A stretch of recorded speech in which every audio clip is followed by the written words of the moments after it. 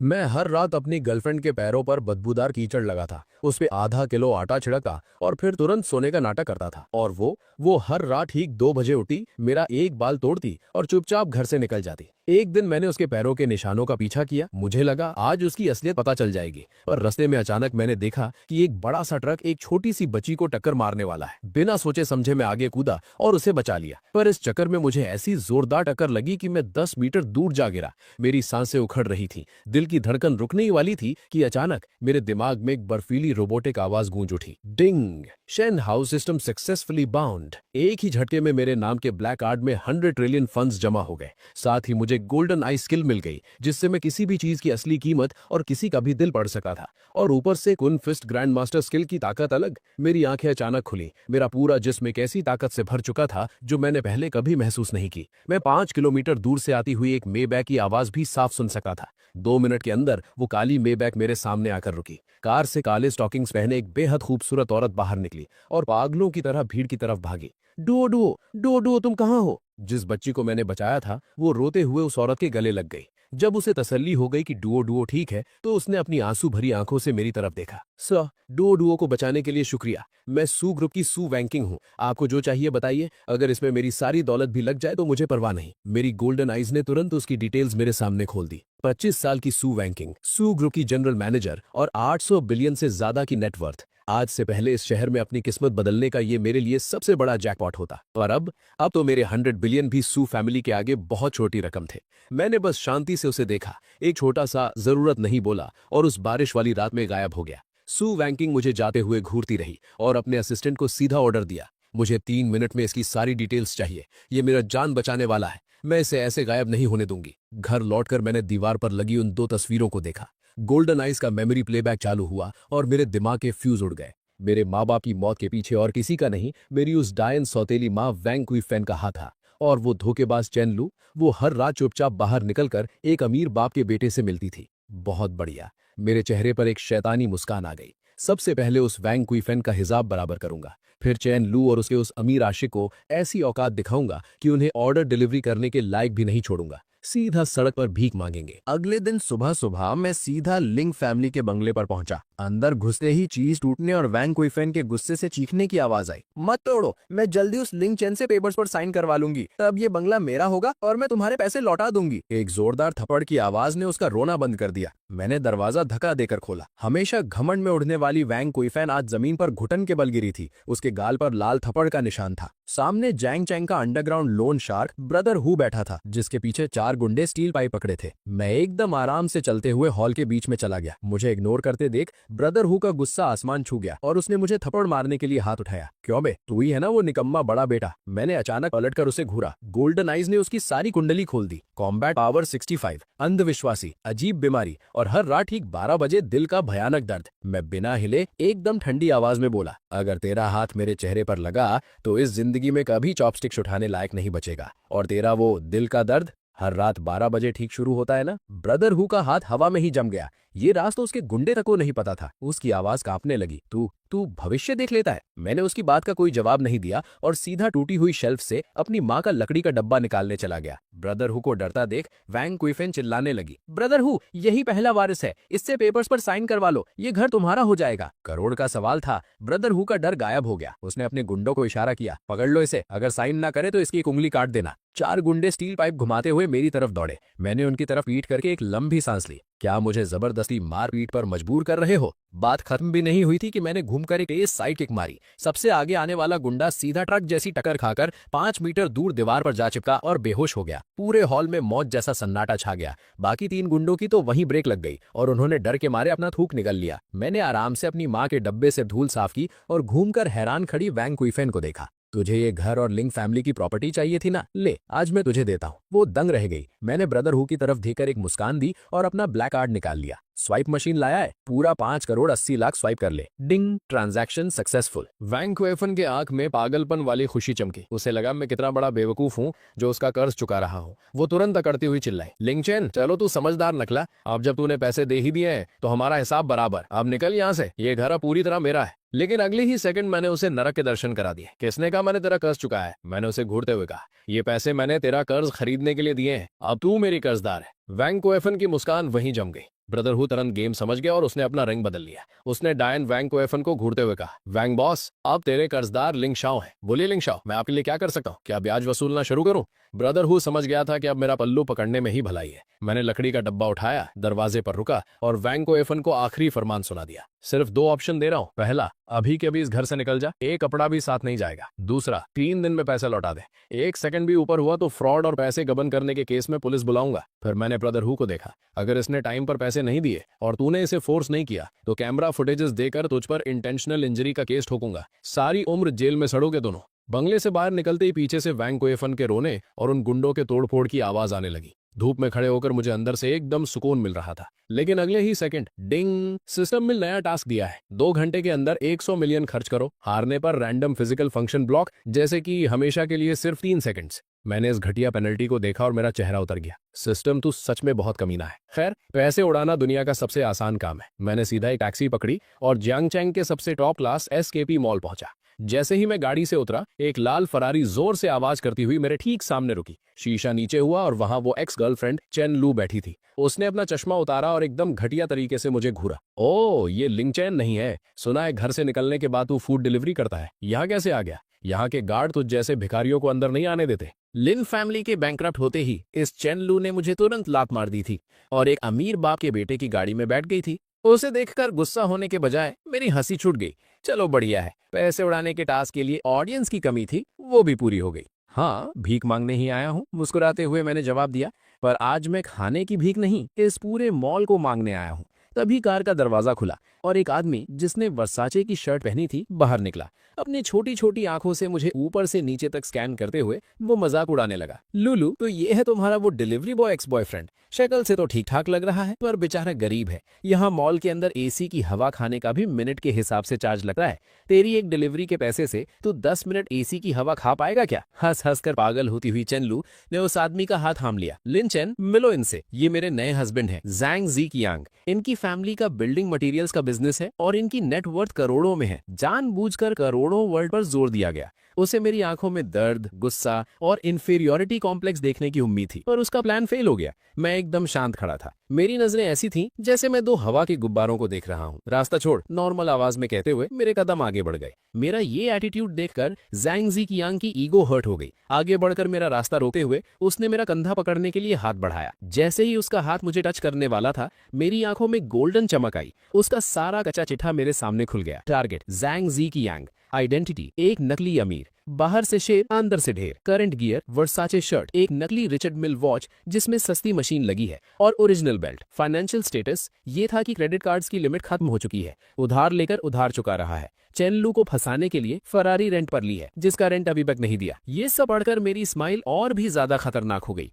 उसके पास जाकर आवाज थोड़ी नीचे करते हुए मेरे शब्द निकले ताकि आसपास के लोग सुन सके। बड़े अफसोस की बात है, एक ओरिजिनल रिचर्ड मिल वॉच की लाइंस एकदम रैंडम होती हैं। तेरी वॉच का डिजाइन कुछ ज्यादा ही नीट और क्लीन है और ओरिजिनल वॉच में डेट का नंबर एकदम से आगे बढ़ता है। अभी 1:59 बज रहे हैं। रुको जरा, देखते हैं ठीक 2 बजे तेरी ये वॉच डेट आगे बढ़ा पाती है या नहीं। जैंग जी कियांग का चेहरा अचानक सफेद पड़ गया। ये वॉच सच में सस्ती खरीदी गई थी, सिर्फ चेनलू जैसी गोल्ड डिगर को फंसाने के लिए। पर उसने सपने में भी नहीं सोचा था कि एक डिलीवरी बॉय एक ही नजर में इसकी पोल खोल देगा। तो बकवास कर रहा है, मेरी वॉच एकदम ओरिजिनल है, तुझे कुछ नहीं पता। डर के मारे उसने अपना हाथ छुपा लिया। घबराकर चेनलू को खींचते हुए वो हड़बड़ाया, लुलू, इस पागल के मुंह मत लगो, चलो अंदर चलते हैं, मैं तुम्हें हरमीज का बैग दिलाता हूँ। ये बोलकर वो मॉल के अंदर भागने लगा। वैसे भी मुझे अंदर जाकर कुछ खरीदना ही था, चलो साथ चलते हैं। मैं भी बड़े आराम से अपने हाथ जेब में डालकर उनके पीछे पीछे चलने लगा। ये एसकेपी मॉल है, अगर तू यहाँ से एक मोजे का जोड़ा भी खरीद लेना तो मैं यहीं खड़ा होकर उसे खा जाऊंगा। जैंग जी कियांग रुका और फुल मजाक उड़ाते हुए चिल्लाया, आपने इस बात को याद रखना। घूमने वाले दरवाजे से होते हुए मेरी मॉल में एंट्री हुई। एसकेपी मॉल के ग्राउंड फ्लोर पर दुनिया के सबसे टॉप लग्जरी ब्रांड्स थे। ठंडी एसी की हवा और महंगे परफ्यूम्स की खुशबू आ रही थी। Welcome to Patek Philippe, gate पर खड़ी वेलकम गर्ल ने बो किया। पर जैसे ही उसकी नजरें जैंग जी कियांग और चेनलू पर पड़ी, उसकी आंखें चमक उठी और उसकी स्माइल थोड़ी और चौड़ी हो गई।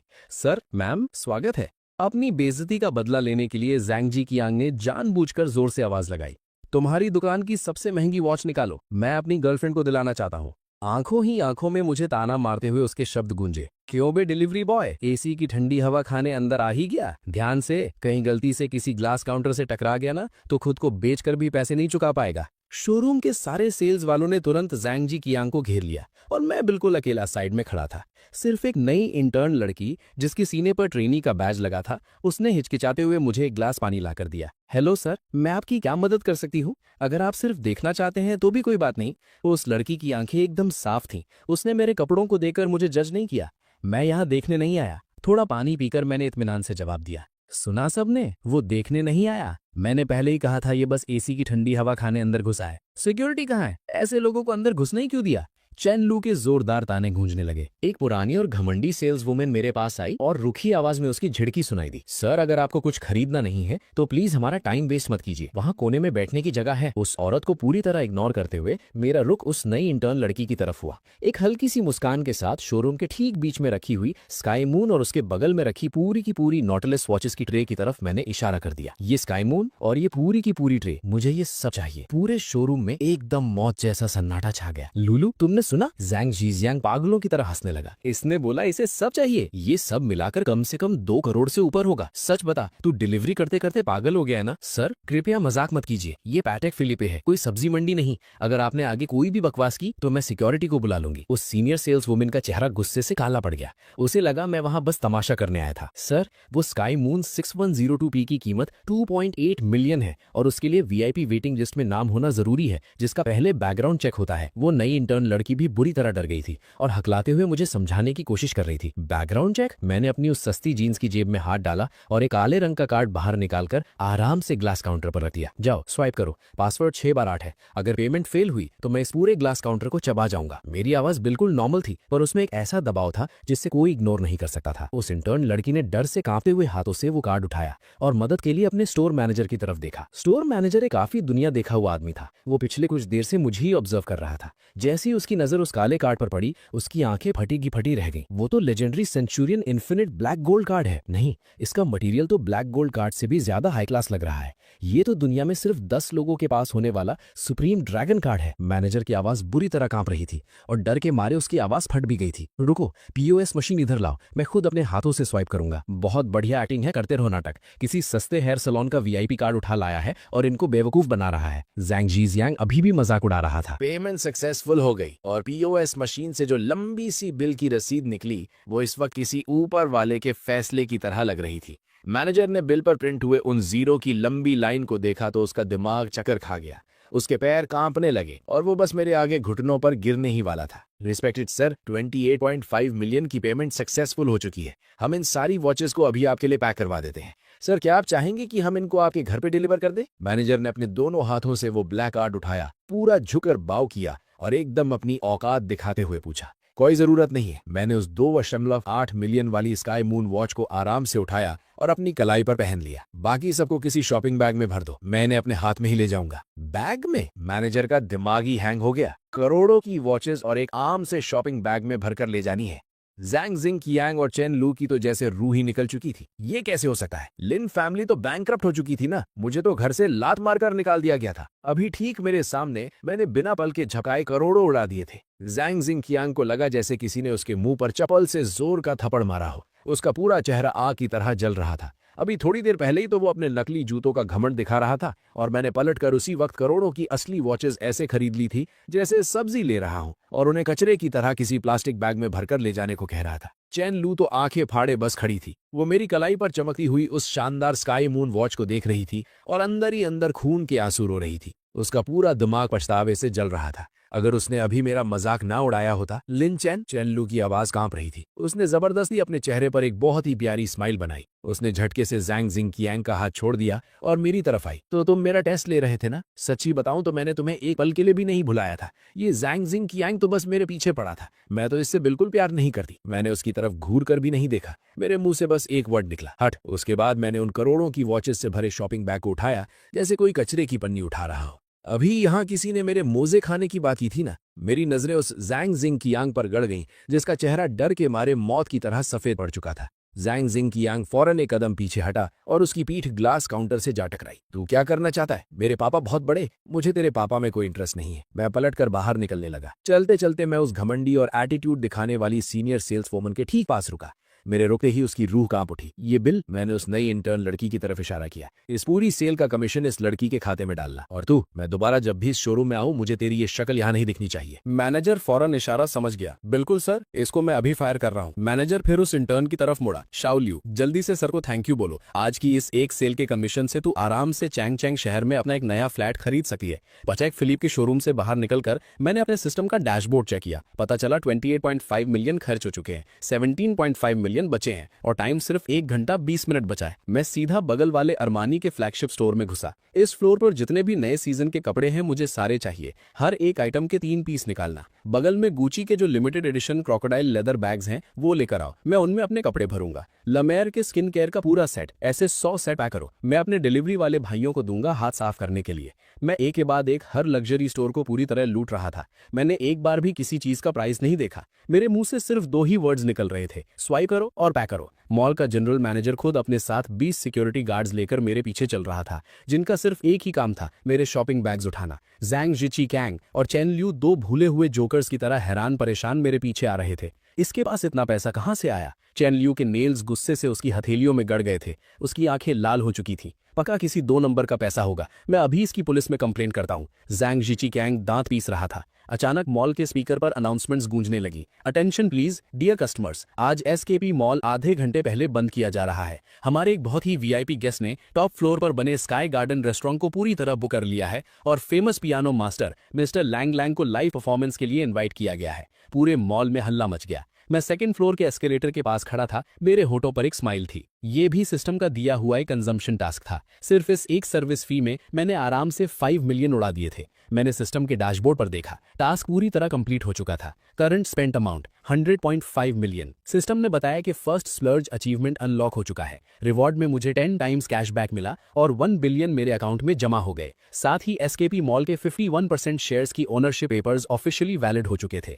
मेरी अट्रैक्शन और फिटनेस दोनों बढ़ चुकी थी। मैं 1 सेकंड के लिए वहीं रुक गया। एसकेपी अब मेरा हो चुका था। मॉल के जनरल मैनेजर को जैसे ही फोन आया, उसके चेहरे का रंग सफेद पड़ गया। वो भागता हुआ ठीक मेरे सामने आया और मेरे आगे घुटनों पर बैठ गया। बॉस, मुझे माफ कर दीजिए। मुझे पता नहीं था कि आप खुद यहाँ आए हैं। मैं एसकेपी का जनरल मैनेजर वैंग दाहाई हूँ। सर, आपने ऑफिशियली हमारी कंपनी के 51% शेयर्स खरीद लिए हैं। अब से यहाँ वही होगा जो आप कहेंगे। उसके इस तरह घुटनों पर बैठने से आसपास के सभी लोग शौक से पगला गए। जैंग जी कैंग तो डर के मारे वहीं जमीन पर गिर पड़ा। मैंने घुटनों पर बैठे वांग दाहाई को देखा और हल्के से सिर हिलाया। उठो, अगर मैं सच में यहाँ का बॉस हूँ तो मैं अपना पहला ऑर्डर देता हूँ। मैंने अपनी उंगली ठीक थोड़ी दूर बैठे जैंग जी कैंग और चेन लू की तरफ पॉइंट की। ये दोनों मेरी शॉपिंग का मूड खराब कर रहे हैं। इन्हें उठाकर बाहर फेंक दो और आज के बाद एसकेपी ब्रांड के अंदर आने वाले किसी भी मॉल में इन दोनों की एंट्री बैन है। और हाँ, उस आदमी के हाथ में जो वो नकली वॉच है वो मुझे चुभ रही है। उतरवाओ उसे। वांग दाहाई तुरंत खड़ा हुआ। सिक्योरिटी, पकड़ो इन दोनों को। 20 सिक्योरिटी गार्ड्स भेड़ियों की तरह उन दोनों पर टूट पड़े। नहीं लिन चेन, तुम मेरे साथ ऐसा नहीं कर सके। मैं तुम्हारी लूलू हूँ जिससे तुम सबसे ज्यादा प्यार करते थे। चेन लू चीखती चिल्लाती रही जब गार्ड्स उसे उठाकर बाहर खींच रहे थे। छोड़ दो मुझे, मेरे पापा तुम्हें नहीं छोड़ेंगे। जैंग जी कैंग अभी भी चिल्ला रहा था। अगले ही सेकंड उसको जमीन पर पटक दिया गया। उसके हाथ से नकली वॉच जबरदस्ती निकलवाई गई और एक गार्ड ने अपने जूतों से उस वॉच को कुचल दिया। उन दोनों की चीखने की आवाजें धीरे धीरे दूर होती गईं। मैं एस्केलेटर के सबसे टॉप पर खड़ा था और नीचे अपने इस एम्पायर को देख रहा था। मेरा फोन रिंग हुआ। एक अनजान नंबर था। हेलो, क्या मेरी बात लिन चेन से हो रही है? मैं सू वांकिंग बोल रही हूँ। फोन के दूसरी तरफ से एक ठंडी पर थकी हुई आवाज आई। मुझे अभी पता चला कि आपने एसकेपी मॉल खरीद लिया है। मैं इस वक्त एसकेपी के ठीक नीचे एक कॉफी शॉप में बैठी हूँ। हमारी कंपनी के कुछ रिलेशंस हैं जिसके बारे में मैं आपसे बात करना चाहती थी। क्या आप मुझसे मिल सकते हैं? सू वांकिंग। मेरी भौएं ऊपर उठी। तो ये पूरे टाइम यही थी? हाँ जरूर, मुझे भूख भी लग रही है पर मुझे कॉफी पीने का शौक नहीं है। मेरा मन माला टांग खाने का कर रहा है। तो सू मैडम, क्या आप चलेंगी मेरे साथ? फोन पर 3 सेकंड का सन्नाटा छा गया। ठीक है, अगर आप मिलने को तैयार हैं तो आप जो खिलाएंगे मैं खा लूंगी। मैंने फोन काट दिया और मेरे चेहरे पर स्माइल आ गई। लगता है आगे का खेल और मजेदार होने वाला है। जियांगशेंग शहर की रात एकदम काली थी। पुराने शहर की होंगसिंग स्ट्रीट का शोर उस अंधेरे को चीर रहा था। एक वीआईपी नंबर वाली रोल्स रॉयस फैंटम वहां आकर रुकी, जैसे कोई राजा किसी गरीब बस्ती में घूमने आ गया हो। उसने आराम से कचरे वाले रास्ते को क्रॉस किया और एक माला टांग की दुकान के सामने आकर खड़ी हो गई। गाड़ी का दरवाजा खुला और सू वांकिंग बाहर आई। मैं सड़क किनारे एक सस्ती सी लाल रंग की प्लास्टिक कुर्सी पर बैठा था। मेरे हाथ में यूज एंड थ्रो वाली चॉपस्टिक्स थीं जिन्हें मैं अलग कर रहा था। मेरे ठीक बगल में एसकेपी मॉल से खरीदे हुए महंगे शॉपिंग बैग्स कचरे की तरह जमीन पर पड़े थे। क्यों सू मैडम, जगह थोड़ी गंदी लग रही है क्या? मैंने अपने सामने रखी कुर्सी को फूंक मारकर थोड़ा साफ किया। बैठ जाओ। यहाँ के बीफ मीटबॉल्स पूरे जियांगशेंग में सबसे फेमस है। सू वांकिंग ने गहरी सांस ली, अपनी ड्रेस को नजाकत से पकड़ा उठा और ठीक मेरे सामने बैठ गई। उसकी पीठ एकदम सीधी थी। मिस्टर लिन, आप सच में बहुत अजीब इंसान हैं। सू वॉकिंग मुझे ऐसे देख रही थी जैसे मुझे पढ़ने की कोशिश कर रही हो। मुझे तो लगा था कि एसकेपी मॉल खरीदने वाला आदमी खाना खाने के लिए किसी 5 स्टार जगह की डिमांड करेगा। पैसा इसलिए होता है ताकि इंसान फ्री रह सके, इसलिए नहीं कि पैसा उसे अपना गुलाम बना ले। मैंने मेन्यू कार्ड उसकी तरफ सरका दिया। लो ऑर्डर करो सू मैडम, याद है ना, आज बिल तुम दोगी। सस्ता देखकर ऑर्डर करने में शर्म मत करना। सू वॉकिंग ने उस मेन्यू कार्ड को देखा जिस पर 2 रुपया और 1 रुपया लिखा था। उसको अजीब लग रहा था। उसने मेरी पूरी डिटेल निकलवाई थी। उसकी रिपोर्ट बता रही थी कि ठीक 20 घंटे पहले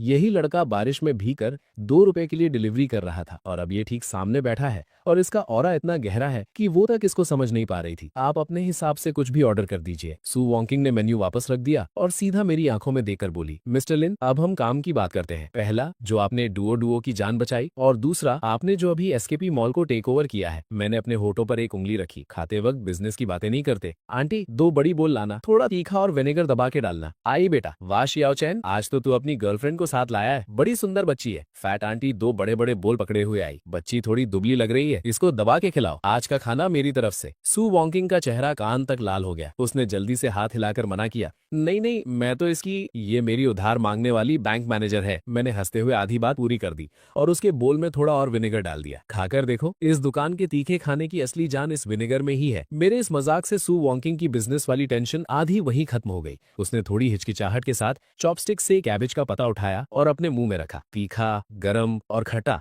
इन सारे टेस्ट्स ने उसे इतनी जोर से झटका दिया कि उसको बुरी तरह खांसी आ गई और आंखों से पानी निकल आया। आराम से खाओ, कोई पीछे नहीं भाग रहा तुम्हारे। मैंने उसे टिश्यू पेपर निकाल कर दिया। सू वॉकिंग ने टिश्यू पेपर लिया और जल्दी से अपने होठ साफ किए। उस एक पल के लिए उसके ऊपर जो एक स्ट्रिक्ट और ठंडी सीईओ का कवच था वो टूट गया और उसके अंदर की आम औरत बाहर आ गई। लिन चैन, सू वॉकिंग ने अचानक आवाज नीचे करके मुझे बुलाया। थैंक यू, सिर्फ डुओ की जान बचाने के लिए नहीं, बल्कि एसकेपी मॉल के लिए। असली बात यह है कि एसकेपी मॉल पिछले काफी टाइम से हमारी कंपनी के एडवर्टाइजमेंट कॉन्ट्रैक्ट्स रोके बैठा था। अगर तुम आज एसकेपी को अपने अंडर ना लेते तो शायद सू ग्रुप का अगले महीने होने वाला प्रोडक्ट लॉन्च फेल हो जाता। मैं मजे से बीफ मीट बॉल्स चबा रहा था और उसी वक्त मैंने अपनी गोल्डन आइज को ऑन कर दिया। मेरी नजर सू वैंकिंग के चेहरे के आर पार हो गई और उसके सिर के ठीक ऊपर लाल रंग में डिटेल्स आने लगी। टारगेट सू वैंकिंग, आइडेंटिटी सू ग्रुप की president, current status extreme depression और आखिरी सांस पर अटकी हुई। कोर क्राइसिस, पहला, पैसों की भयंकर कमी, राइवल कंपनी टियनचंग कैपिटल ने ट्रैप बिछाया है जिससे 800 मिलियन का कर्जा है।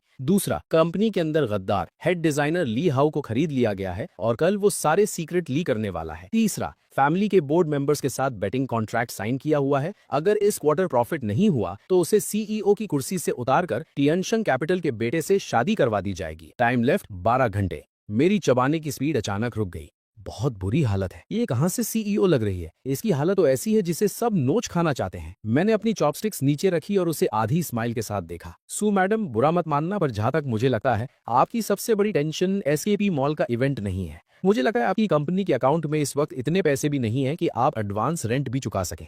सू वैंकिंग के हाथ में पकड़ी हुई चॉपस्टिक्स बुरी तरह कांप उठी। एक मीट बॉल वापस उसके बोल में गिरा जिससे लाल पानी उछलकर उसके हाथ पर गिरा, पर उसे उसकी कोई फिक्र नहीं थी। उसकी आंखें फट चुकी थीं और वो मुझे घूर रही थी। तुम्हें ये सब कैसे पता? मैंने उसकी आंखों में आंखें डालकर बोला, मैं कोई बिजनेस स्पाई नहीं हूँ। तुम्हारी कंपनी की हालत एकदम टॉप सीक्रेट है। ये सिर्फ तुम्हें और तुम्हारे फाइनेंस डायरेक्टर को पता है। यहाँ तक कि तुम्हारे वाइस प्रेसिडेंट को भी इसकी भनक नहीं है। पर मैं तुम्हारा दुश्मन नहीं, तुम्हारा जान बचाने वाला दोस्त हूँ। मैंने एक टिश्यू पेपर उठाया और बड़े आराम से उसका हाथ पकड़कर उसके पैरों पर गिरी वो तेल की बूंदें साफ करने लगा। उसकी उंगलियां थोड़ी गर्म थी और जैसे ही मेरा हाथ उसकी ठंडी स्किन से टकराया, सू वैंकिंग को एक झटका सा लगा, पर उसने अपना हाथ पीछे नहीं खींचा।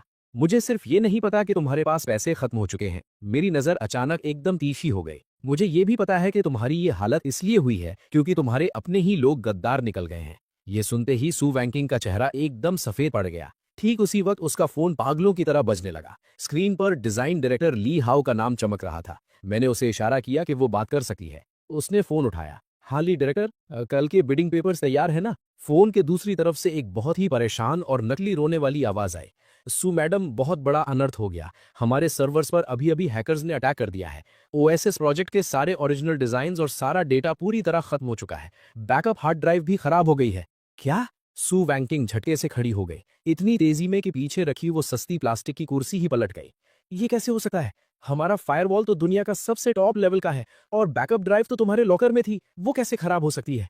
मुझे मुझे कुछ समझ नहीं आ रहा मैम। कल सुबह 9 बजे बिडिंग है और अब नए सिरे से काम करना नामुमकिन है। टियानशन कैपिटल वालों ने शायद पहले से ही अपना प्लान तैयार रखा है। हम अब पूरी तरह बर्बाद हो जाएंगे। सू वैंकिंग के हाथ से फोन छूटकर जमीन पर गिर गया। वो एकदम टूट चुकी थी। वो वापस बैठने की कोशिश करने लगी पर कुर्सी पहले ही पलट चुकी थी। जैसे ही वो उस गंदी जमीन पर गिरने वाली थी, मैंने एक हाथ से उसे थाम लिया और दूसरे हाथ से बड़े आराम से उसका फोन उठाया। मैंने फोन काटने के बजाय उस गद्दार ली हाउ से कहा, एक्टिंग बहुत बढ़िया थी तेरी, ऑस्कर मिलना चाहिए तुझे। फोन के दूसरी तरफ सन्नाटा छा गया। तू कौन है? मैम कहाँ है? मैं कौन हूं ये जरूरी नहीं है, मैंने ठंडी हंसी हंसते हुए कहा। जरूरी ये है कि ली हाउ तू अभी से ये दुआ करना शुरू कर दे कि टियानशिंग कैपिटल वालों ने जो तुझे 20 मिलियन रुपए दिए हैं उससे तू अपने लिए एक अच्छी सी व्हीलचेयर खरीद सके। मैंने फोन कट किया और टेबल पर पटक दिया। सू वैंकिंग मेरे सीने से लगी कांप रही थी। उसकी आंखें एकदम खाली थी। सब खत्म हो गया। वो हमारा आखिरी मौका था। बिना डिजाइन के कल हम पर केस हो जाएगा और मुझे 300 मिलियन का हर्जाना भरना पड़ेगा। सू फैमिली वाले मुझे कच्चा चबा जाएंगे। इस वक्त वो कोई बड़ी सीईओ नहीं लग रही थी, बस एक एकदम लाचार और अकेली औरत थी। इतना क्यों डर रही हो? मेरी आवाज उस भीड़ भाड़ वाली मार्केट में एकदम साफ और मजबूत गूंजी। मैंने उसे सीधा खड़ा किया और उसके कंधे पकड़कर बोला, डिजाइन खत्म हुआ है तो दोबारा बन जाएगा, पैसा गया है तो दोबारा कमा लेंगे। जब तक इंसान जिंदा है खेल खत्म नहीं होता। दोबारा? पर अब टाइम कहाँ है? सू वैंकिंग की आंखों में आंसू आ गए। सिर्फ 10 घंटे बचे हैं। उस डिजाइन पर 30 डिजाइनर्स ने 3 महीने तक दिन रात मेहनत की थी। किसने कहा टाइम नहीं है? मैंने अपने शॉपिंग बैग्स उठाए और मेरी आंखों में एक शैतानी चमक आई। चलो। कहाँ? वो एकदम ब्लैंक थी। तुम्हारी कंपनी। मेरे होंठों पर एक एरोगेंट वाली स्माइल आई। अगर उस ली हाउ ने कहा है कि डेटा खत्म हो गया है तो मैं आज उसे दिखाऊंगा कि असली चमत्कार किसे कहते हैं। और हाँ, आज रात हम गद्दारों को ढूंढने का खेल भी खेलेंगे। आधे घंटे बाद हम सू ग्रुप के ऑफिस पहुंच गए। पूरी बिल्डिंग में लाइट्स जली हुई थी और डिजाइन डिपार्टमेंट में भयंकर हल्ला मचा हुआ था। डिजाइनर्स पागलों की तरह अपने कंप्यूटर की ब्लैक स्क्रीन्स को देखकर रो रहे थे। ली हाउ डिपार्टमेंट के बीच में खड़ा होकर झूठ मूठ के टेक्निकल टीम को ऑर्डर्स दे रहा था, पर उसकी नजरें बार बार वॉच पर जा रही थी और उसके चेहरे पर एक जीतने वाली स्माइल छिपी थी। जैसे ही हम अंदर घुसे, सब चिल्लाने लगे कि सू मैडम आ गई हैं। ली हाउ ने तुरंत अपना रोने वाला चेहरा बनाया और आगे बढ़ा। सू मैम, मुझे माफ कर दीजिए, मैंने बहुत कोशिश की। पर उसने जैसा सोचा था, सू वैंकिंग वैसी टूटी चुकी सीईओ नहीं थी। वो एकदम टशन में अंदर आई। भले ही उसकी आंखें थोड़ी लाल थीं, पर उसका ऑरा पहले से भी ज्यादा खतरनाक था। और उसके ठीक बगल में मैं खड़ा था, एक हाथ में अरबों की शॉपिंग के बैग्स और दूसरे में आधा खाया हुआ मालाटांग का डब्बा। ये कौन है? ली हाउ मुझे देखकर चौंक गया। मैं डिलीवरी बॉय हूँ। मैंने वो मालाटांग का डब्बा टेबल पर पटका और सीधा उसके पास गया। मेरी नजरें उसके अंदर तक झांक रही थी, जिससे उसकी हालत खराब होने लगी। सू मैम, इस वक्त आप बाहर वाले को अंदर क्यों लाई हैं? मैं उसके सामने खड़ा हुआ और हंसने लगा। लीड डायरेक्टर, तेरी एक्टिंग सच में थोड़ी ज्यादा ओवर हो रही है। मैंने उन बंद कंप्यूटर्स की तरफ इशारा किया। तू कह रहा है कि हैकर्स ने अटैक किया और सारा डेटा उड़ गया? हाँ, और टेक्निकल टीम कोशिश कर रही है। ली हाउ ने किसी तरह अपनी आवाज संभाली। अच्छा। मैं सीधा मेन सर्वर कंप्यूटर के पास गया और मेरे हाथ बिजली की स्पीड से कीबोर्ड पर चलने लगे। मैंने सिस्टम की God level hacking skill activate की और लोकल नेटवर्क में घुस गया। स्क्रीन पर जो कोड चल रहा था वो इतना तेज था कि वहां खड़े टेक्निकल हेड का दिमाग चक्कर खा गया। ये क्या स्पीड है? ये तो रिवर्स ट्रेसिंग प्रोग्राम लिख रहा है। 1 मिनट भी नहीं लगा और मैंने एंटर बटन दबा दिया। जो स्क्रीन काली थी वो अचानक चमक उठी, पर वहां डिजाइन नहीं बल्कि एक चैट मैसेज खुल गया। बॉस, काम हो गया है, डेटा डिलीट कर दिया है और सू बैंकिंग का पूरी तरह बर्बाद है। पूरे ऑफिस में मौत जैसा सन्नाटा छा गया। सारे डिजाइनर्स की नजरें किसी तलवार की तरह ली हाउ पर जा टिकी। उसका चेहरा कलेजी जैसा काला पड़ गया और वो थर थर कांपने लगा। ये सब झूठ है। ये डिलीवरी बॉय मुझे फंसा रहा है। सू बैंकिंग का दिल दुख रहा था, पर उसने तुरंत सिक्योरिटी को बुलाकर उसे धक्के मारकर बाहर निकलवाया और पुलिस को कॉल कर दिया। जिन सिक्योरिटी गार्ड्स के सब्र का बांध कब का टूट चुका था, वो भागते हुए आगे आए और उन्होंने सीधा ली हाउ को जमीन पर पटककर दबा लिया। सू वॉन्किंग, तेरी हिम्मत कैसे हुई मुझे पकड़ने की? मेरी डिजाइन टीम के बिना कल तू वैसे भी खत्म है। मैं भी देखता हूँ तू इस गेम को कैसे पलटती है। जब ली हाउ को घसीट कर बाहर ले जाया जा रहा था, तब भी वो किसी पागल की तरह हंस रहा था। सच में इस गद्दार को पकड़कर दिल को ठंडक तो मिली थी, पर डिजाइन तो सच में खत्म हो चुके थे। ऑफिस के अंदर वापस एक मायूसी भरी शांति छा गई। वो टेक्निकल हेड की डरी हुई आवाज गूंजी, भाई, जब आपने कैमरास रिकवर कर लिए तो क्या डिजाइन भी वापस आ सकते हैं? नाम इस सिर हिलाते हुए मेरे होठों से निकला, उसने फिजिकल हार्ड ड्राइव को डिस्ट्रॉय किया है, वो वापस नहीं आएगा। सबका दिल एकदम गड्ढे में गिर गया। पर फिर मीटिंग टेबल की मेन कुर्सी पर आराम से बैठकर मैंने अपना बचा हुआ मालातांग का डब्बा खोला। बड़ी बेफिक्री से मेरे शब्द गूंजे, वो कचरा डिजाइन्स अगर बर्बाद हो गए तो अच्छा ही हुआ। उन चीजों को लेकर बिडिंग में जाना बस अपनी बेइज्जती करवाना होता। आप क्या बोल रहे हैं? डिजाइन डिपार्टमेंट के असिस्टेंट का गुस्सा भड़क उठा। वो हमारी 3 महीने की मेहनत ही। उन गुस्से से भरे लोगों को नजरअंदाज करते हुए मेरी निगाहें सू वॉन्किंग पर जाकर टिक गईं। कोई ड्राइंग पेन और पेपर है? 1 सेकंड के ठहराव के बाद बिना सोचे उसने अपना टैबलेट और टच पेन आगे बढ़ा दिया। तुम क्या करने वाले हो? पेन को उंगलियों के बीच बड़ी सफाई से घुमाते ही ठीक उसी वक्त दिमाग में सिस्टम की दुकान वापस खुल गई। सिस्टम का नोटिफिकेशन आया कि मुझे गॉड लेवल प्रॉब्लम सॉल्व करनी है। सामान खरीदने का ऑप्शन चमका। फ्यूचर के टॉप एडवर्टाइजिंग और क्रिएटिव डिजाइन्स 2035 एडिशन, कीमत 10 मिलियन। क्या खरीदना चाहते हैं? मैंने हाँ सिलेक्ट किया। अचानक आंखों में ऐसे रंग, लाइंस और स्ट्रक्चर्स भर गए जो इस जमाने से बहुत आगे के थे।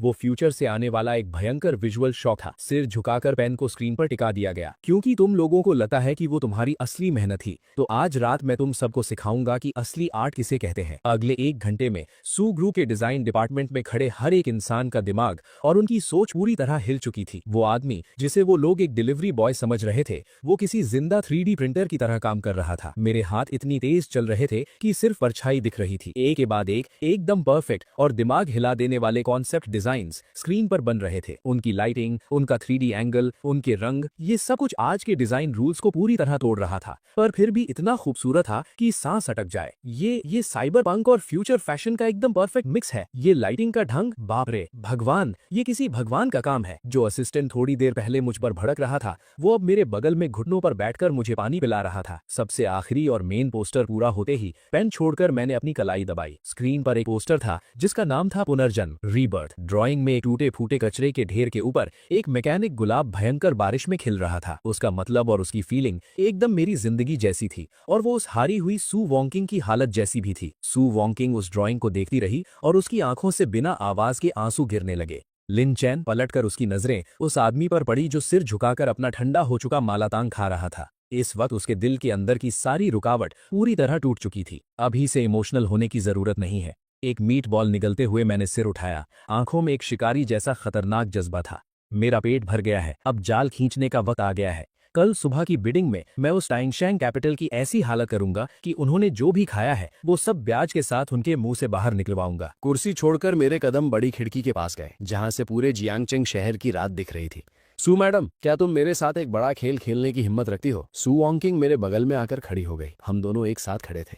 उसकी आंखों में कोई डर या कंफ्यूजन नहीं था, बस एक पक्की उम्मीद की चमक थी। क्यों नहीं, अगर हार भी गए तो मैं तुम्हारे साथ डिलीवरी करने चलूंगी। मेरी हंसी छूट गई। डिलीवरी करना? वो तो नहीं हो पाएगा। अपना सिर उसकी तरफ घुमाकर उसके कान के बिल्कुल पास जाकर हल्की आवाज में मेरे लफ्ज गूंजे, क्योंकि मेरी गाड़ी की आगे वाली सीट पर सिर्फ बॉस की पत्नी ही बैठ सकती है। जियांगचेंग इंटरनेशनल एग्जीबिशन सेंटर। सुबह की धूप उसके बड़े से ग्लास वाले गोल छत पर पड़ रही थी और एक एकदम ठंडी और कड़क रोशनी फैल रही थी। आज जियांगचेंग के नए इलाके का सबसे बड़ा project future city commercial complex की आखिरी बिडिंग थी। ये अरबों रुपए का एक बहुत बड़ा और कीमती प्रोजेक्ट था। इस पर डिपेंड करता था कि अगले 10 साल तक जियांगचेंग का बिजनेस किंग कौन बनेगा। पार्किंग लॉट में करोड़ों की महंगी गाड़ियों की लाइन लगी थी। एक एकदम भड़कीली नियॉन ग्रीन लैम्बोर्गिनी जोर से इंजन की आवाज करते हुए वहां आई और किसी दादा की तरह वीआईपी पार्किंग में घुस गई। यहां तक कि उसने लाइन भी क्रॉस कर दी थी। गाड़ी का दरवाजा ऊपर की तरफ खुला और एक सफेद सूट पहना हुआ, जिसके बालों में चमकता हुआ तेल लगा था, एक जवान लड़का बाहर निकला। ये झाओ यूतियान था, तियानशेंग कैपिटल का वारिस, और यही वो असली शैतान था जिसने सू ग्रुप को पूरी तरह खत्म करने का जाल बिछाया था। उसके ठीक पीछे चेहरे पर कुत्ते जैसी चमचागिरी वाली स्माइल लिए ली हाओ चल रहा था। ये सू ग्रुप का वही पुराना डिजाइन डायरेक्टर था जिसे कल रात ही जेल से बेल मिली थी। जाओ बॉस, आप बेफिक्र रहिए, सू वॉन्किंग अब पूरी तरह बर्बाद हो चुकी है। ली हाओ की आंखों के नीचे काले गड्ढे थे और उसके चेहरे की सूजन अभी उतरी नहीं थी, पर उसकी आंखों में एक अजीब सा पागलपन था। मैंने अपने हाथों से वो सारा डेटा डिलीट किया था और हार्ड ड्राइव को भी मशीन से पूरी तरह तोड़ दिया है। जब तक भगवान खुद जमीन पर आकर उसकी मदद ना करे, आज वो यहाँ सिर्फ एक खाली पेपर लेकर अपनी बेइज्जती करवाने आएगी। जाओ युतियान ने अपनी टाई ठीक की और उसके होठों पर एक बहुत ही घटिया और शैतानी स्माइल आई। बहुत बढ़िया काम किया। एक बार सू फैमिली बैंकरप्ट हो जाए, उसके बाद वो घमंडी सू वॉन्किंग मेरे ही इशारों पर नाचेगी। वो लोग बात कर ही रहे थे कि तभी एक काली ऑडी A6 आराम से वहां आकर रुकी। ये सू वॉन्किंग की गाड़ी थी। आसपास खड़ी उन महंगी और तेज सुपरकार्स के आगे ये गाड़ी बहुत ही आम और नॉर्मल लग रही थी, बल्कि सच कहूं तो थोड़ी सस्ती लग रही थी। जाओ युतियान ने सीटी मारी और लीहाओ के साथ चौड़ में आकर गाड़ी के दरवाजे के सामने रास्ता रोकर खड़ा हो गया। ओहो, तो ये है हमारी खूबसूरत सू वैनकिंग मैडम। गाड़ी का दरवाजा खुला और सू वैनकिंग बाहर आई। रात भर के टेंशन और फिर एक नए आत्मविश्वास के बाद आज उसकी हालत एकदम बेहतरीन लग रही थी। उसने एक बहुत ही शार्प और फिटिंग वाला डार्क ब्लू बिजनेस सूट पहना था जो उसकी लंबी और परफेक्ट फिगर को और भी शानदार दिखा रहा था। उसकी खूबसूरत आंख में कल वाली घबराहट पूरी तरह गायब थी। उसकी जगह एक ऐसी गहरी शांत और टशन था जैसे कोई हिला नहीं सका था। और उसके पीछे ड्राइविंग सीट से एक जवान लड़का बाहर निकला। ये लिन चेन था। उसने आज सू वैनकिंग को मैच करने के लिए स्पेशली एक डार्क ग्रे कलर का बिजनेस कैजुअल सूट पहना था। कोई टाई नहीं लगाई थी और फिर भी उसके अंदर से एक ऐसी हाई क्लास और बॉसी वाइब आ रही थी जो एकदम नेचुरल लग रही थी। उसके हाथ में एक सिल्वर रंग का मेटल ब्रीफकेस था जिसमें वो दिमाग हिला देने वाला मास्टरपीस डिजाइन रखा था। जाओ मास्टर, अड़े कुत्ते रास्ता नहीं रोकते, सू वैनकिंग ने एकदम ठंडी आवाज में कहा। उसने जाओ युतियान की तरफ एक नजर घूर कर भी नहीं देखा। जाओ युतियान की बोलती बंद हो गई और उसका चेहरा गुस्से से काला पड़ गया। सू वैनकिंग, मौत सामने खड़ी है और तेरी जबान अभी भी इतनी लंबी है। सुना है कल रात तुम्हारा डिजाइन डिपार्टमेंट रो रो कर पागल हो गया था, तुम्हारे सर्वर्स तक जल गए। तो क्या आज यहाँ इसलिए आई हो ताकि डायरेक्ट हार मान सको और फिर मेरे पैर में गिरकर भीख मांगो कि मैं तुम्हारी कंपनी खरीद लूं? उसने अपनी भूखी और गंदी नजर से सू वैनकिंग की बॉडी को घूरा और आवाज नीचे करके बोला, वैसे अगर तुम आज रात मेरे कमरे में आ जाओ तो मैं कंपनी खरीदने का रेट 10% बढ़ा दूंगा। सू वैनकिंग की आंख एकदम बर्फ की तरह ठंडी हो गई। उससे पहले कि वो कुछ बोलती, अचानक एक हाथ आगे आया और जाओ युतियान के चेहरे के सामने ऐसे हिला जैसे कोई मक्खी उड़ा रहा हो। ओए वहां खड़े हुए इंसान, अपने मुंह की बदबू थोड़ी कंट्रोल कर, मेरी मालकन को इससे प्रॉब्लम हो रही है। लिन चेन सू वैनकिंग के ठीक सामने आकर खड़ा हो गया। उसका एक हाथ जेब में था और उसकी आंख में एक मजाकिया टशन था। तू कौन है बे? जाओ युतियान गुस्से से पागल हो गया। उसने लिन चैन की नाक पर उंगली दिखाई। तेरी औकात है यहाँ बोलने की? एक मामूली सा ड्राइवर। ली हाउ ने तुरंत बगल से आग लगाई। जाओ बॉस, ये वही कल रात वाला डिलीवरी बॉय है। इसी के मनहूस जुबान की वजह से हमारा काम बिगड़ गया था। ओ डिलीवरी बॉय। जाओ युतियान जोर से हंसने लगा। वो हंस हंस कर आगे पीछे झूल रहा था। सू वैनकिंग, तू पागल हो गई है क्या? 1 अरब रुपए के प्रोजेक्ट की बिडिंग में तू एक डिलीवरी बॉय को ले आई है। क्यों? क्या तू जजेस को माला टांग खिलाकर रिश्वत देने आई है? आसपास से गुजर रहे दूसरी कंपनीज के लोग भी ये सुनकर दबे मुंह हंसने लगे। लिन चैन को बिल्कुल गुस्सा नहीं आया। उसने अपनी गोल्डन आईज ऑन की। टारगेट जाओ Yutian, status extreme over confident, kidney weak, items with him, bidding की बेस प्राइस वाली फाइल जो अंदर की जेब में छिपी है और एक नीली दवाई की बोतल। की इंफॉर्मेशन, इसने जजेस के पैनल को खरीद लिया है। मेन जज प्रोफेसर जैंग बिक चुका है। उनका सीक्रेट कोड है बॉडी एक्सचेंज। पैसे ट्रांसफर करने की सारी डिटेल इसके एनक्रिप्टेड फोन में सेव है। लिन चैन के होठ पर एक हल्की सी मुस्कान आई। जजेस को खरीदना, मजा आएगा। जाओ मास्टर हो ना तुम। लिन चैन ने कदम आगे बढ़ा। वो जाओ युतियान के कान के बिल्कुल पास गया और इतनी आवाज में बोला जो सिर्फ उन दोनों को सुनाई दे। कल रात जो मर्दानगी बढ़ाने वाली दवाई खाई थी वो शायद एक्सपायर हो चुकी थी ना। तेरा माथा पूरा काला पड़ रहा है। मुझे लग रहा है आज तेरा भयंकर खून बहने वाला है। और सुन, प्रोफेसर जैंग जैसे बूढ़े प्रोफेसर की भूख बहुत बड़ी होती है। तूने जो उसे थोड़ी सी रिश्वत दी है, ध्यान रखना उससे उस भेड़िए का पेट नहीं भरेगा। जाओ युतियान की स्माइल उसके चेहरे पर ही जम गई। उसकी आंख डर से फट गई। इस लड़के को दवाई के बारे में कैसे पता चला? और सबसे बड़ी बात, इसको प्रोफेसर जैंग के बारे में कैसे पता? इससे पहले कि वो कुछ समझ पाता, लिन चैन ने सू वैनकिंग का हाथ पकड़ा और जाओ युतियान को एक कचरे के ढेर की तरह साइड से क्रॉस करते हुए सीधा लिफ्ट की तरफ निकल गया। लिन चैन, तुमने उससे ऐसी क्या बात कह दी? उसका चेहरा इतना उतर क्यों गया? लिफ्ट के अंदर? सू वैनकिंग ने हैरानी से पूछा। कुछ नहीं, बस उसकी किस्मत का हाल बताया था। लिन चैन ने एक राज भरी स्माइल दी। तुम्हें अंदर बस अपना पीपीटी प्रेजेंट करना है, बाकी का सब मुझ पर छोड़ दो। Bidding hall. वहां का माहौल एकदम शांत और सीरियस था। 5 जजेस स्टेज पर बैठे थे। उनके ठीक बीच में वो गंजा बुढ़ा बैठा था जो इंडस्ट्री का सबसे बड़ा नाम प्रोफेसर जोंग था। नीचे ऑडियंस में जोंगचैंग शहर के सबसे टॉप बिजनेसमैन बैठे थे। पीछे मीडिया वाले अपने बड़े बड़े कैमरास लगाए तैयार थे। अब हम तियानशिंग कैपिटल को अपनी प्रेजेंटेशन देने के लिए स्टेज पर बुलाते हैं। होस्ट की आवाज के साथ ही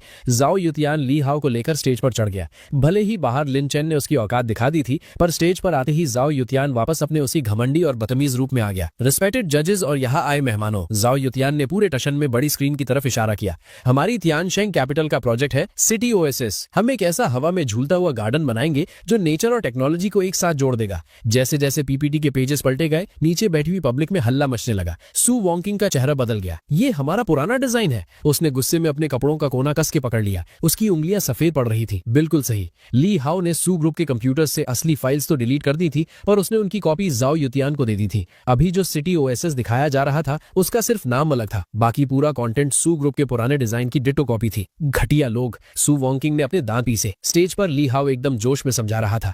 ये डबल हेलिक्स शेप वाला हवा में झूलता कॉरिडोर, ये हमारी ओरिजिनल और पेटेंट की हुई डिजाइन है। और ये ग्लास की दीवार जो धूप से पावर बनाती है, ये सिर्फ और सिर्फ हमारा आइडिया है। Original idea? नीचे बैठे लिन चैन ने ठंडी हंसी हंसी। उसने अपना फोन निकाला और उसकी उंगलियां स्क्रीन पर तेजी से चलने लगी। सिस्टम कमांड, हॉल के प्रोजेक्टर सिस्टम को हैक करो। Connection successful. जब तुझे कॉपी पेस्ट का खेल खेलना ही है तो चल तुझे पूरी तरह कॉपी पेस्ट करवाते हैं। स्टेज पर ली हाउ पूरी पूरी फॉर्म में चल रहा था। ये मेरी टीम के 6 महीने की मेहनत है। ये पूरी दुनिया में एकदम अकेला और यूनिक डिजाइन है। ठीक उसी वक्त बड़ी स्क्रीन अचानक झपकी और 2 हिस्सों में बट गई। लेफ्ट साइड पर उनका सिटी ओएसिस का प्रेजेंटेशन चल रहा था और राइट साइड पर सू ग्रुप की 3 महीने पुरानी ऑफिस मीटिंग के वीडियो चलने लगी। वीडियो पर एकदम साफ डेट और टाइम लिखा हुआ था और वीडियो के अंदर सू ग्रुप की डिजाइन टीम ठीक वही ड्राइंग पर मीटिंग कर रही थी। पूरे हॉल में 1 सेकंड के लिए सन्नाटा छा गया और फिर अचानक हंगामा शुरू हो गया। ये तो सू ग्रुप का पुराना डिजाइन है ना, इनके कलर्स तक एकदम सेम है। ये तो खुलेआम चोरी की गई है। टियानशैंग कैपिटल जैसी इतनी बड़ी कंपनी इतने घटिया काम करेगी, किसी ने सोचा नहीं था। स्टेज पर खड़े ली हाओ की आवाज अचानक ऐसी बंद हुई जैसे किसी ने बतख का गला दबा दिया हो। वो डर से स्क्रीन को देख रहा था। उसका पूरा शर्ट पसीने से भीग गया। ये क्या हो रहा है? स्क्रीन किसने बदली? बंद करो इसे, जल्द बंद करो। जाओ यूटियन गुस्से और डर से पागल होकर कंट्रोल रूम की तरफ भागा। आईटी वाले, तू क्या कर रहा है बे? आज मैं तेरी जान ले लूंगा। वहां बैठा आईटी वाला बेचारा रोने वाली शक्ल बनाकर बोला, बॉस मैंने कुछ नहीं किया, कंप्यूटर अपने आप चल रहा है, लगता है वायरस आ गया है। इससे पहले कि वो लोग भाग दौड़ करके सिस्टम की केबल निकालते, बड़ी स्क्रीन पर अचानक खून जैसे लाल रंग में कुछ शब्द लिखकर आए। चोर की कब्र पर लिखा संदेश, ओरिजिनलिटी मर चुकी है क्योंकि तुम्हारी औकात सिर्फ कचरा उठाने की है। उसके तुरंत बाद स्क्रीन काली हो गई और फिर सब कुछ नॉर्मल हो गया। लिन चैन नीचे आराम से बैठा था। अपने इस काम को छुपाते हुए उसने आराम से अपना फोन जेब में डाला और सू वैंकिंग की दी हुई एक मिंट कैंडी निकालकर चबाने लगा। ये ब्रॉडकास्ट फेल हो गया? सू वैंकिंग उस स्क्रीन को हैरानी से देखती रह गई। उसके सीने में दबा हुआ सारा गुस्सा एकदम गायब हो गया।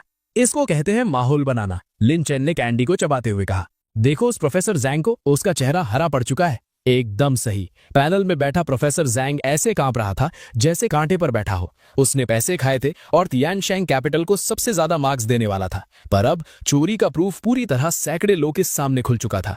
अगर अब वो तियानशैंग का साथ देता तो कल सुबह तक उसकी सारी इज्जत कचड़े में मिल जाती। प्रोफेसर जैंग ने जबरदस्ती अपनी हिम्मत जुटाई और माइक उठाया। टियानशिंग कैपिटल के प्रोजेक्ट पर बहुत बड़े सवाल उठ रहे हैं, इसलिए इनका फैसला होल्ड पर रखा जाता है। अगला नंबर सू ग्रुप। जाओ यूटियान किसी हारे हुए कुत्ते की तरह स्टेज से नीचे उतरा। जब वो लिंचन के पास से गुजरा तो उसकी नजर किसी जहरीले सांप जैसी थी। लौंडे, ये सारा खेल तूने खेला है ना, तू वेट कर, एक बार इस गेट के बाहर निकल, सड़क पर तेरी लाश मैं बिछा दूं तो मेरा नाम बदल देना। लिंचन ने सर उठाकर देखा तक नहीं। क्या ऐसे भीख मांगते हैं किसी से? अपने पास एक्स्ट्रा टिश्यू पेपर रख लेना, कहीं तू रोता हुआ बहुत बुरा ना लगे। सू वैंकिंग ने एक गहरी सांस ली और खड़ी हो गई। इस वक्त पूरे हॉल की नजर उसी पर थी। कुछ लोगों को हमदर्दी थी, कुछ मजा ले रहे थे और कुछ को शक था। आखिर अभी जो चोरी का तमाशा हुआ था उसके बाद सब ये देखने को पागल थे कि अब सू ग्रुप नया क्या दिखाने वाला है। सू वैंकिंग स्टेज पर चढ़ी। उसके हाथ में कोई पेन ड्राइव नहीं थी, ना ही कोई पेपर था। वो बस आराम से स्टेज के ठीक बीच में जाकर खड़ी हो गई। लाइट उसके ऊपर पड़ रही थी। वो ऐसी लग रही थी जैसे कोई रानी अपना ताज पहनने वाली हो। सभी मेहमान। सू वैंकिंग की आवाज एकदम ठंडी और मजबूत थी। अभी अभी आप सबने एक प्रोजेक्ट देखा जिसका नाम सिटी ओएसिस था। बिल्कुल सही, वो हमारे सू ग्रुप का एक रिजेक्टेड कचरा था। पर हमने उसे कचरा क्यों बना दिया? क्योंकि वो डिजाइन बहुत पुराना और बैकवर्ड है। पूरे हॉल में एकदम हल्ला मच गया। बैकवर्ड? भले ही वो प्रोजेक्ट कॉपी किया गया था, पर इंडस्ट्री के हिसाब से वो अभी भी टॉप लेवल का मास्टरपीस था। आप सबका ज्यादा टाइम वेस्ट ना करते हुए सू वैंकिंग ने स्टेज के नीचे खड़े लिंचन को देखा। असिस्टेंट लिन, शुरू कीजिए।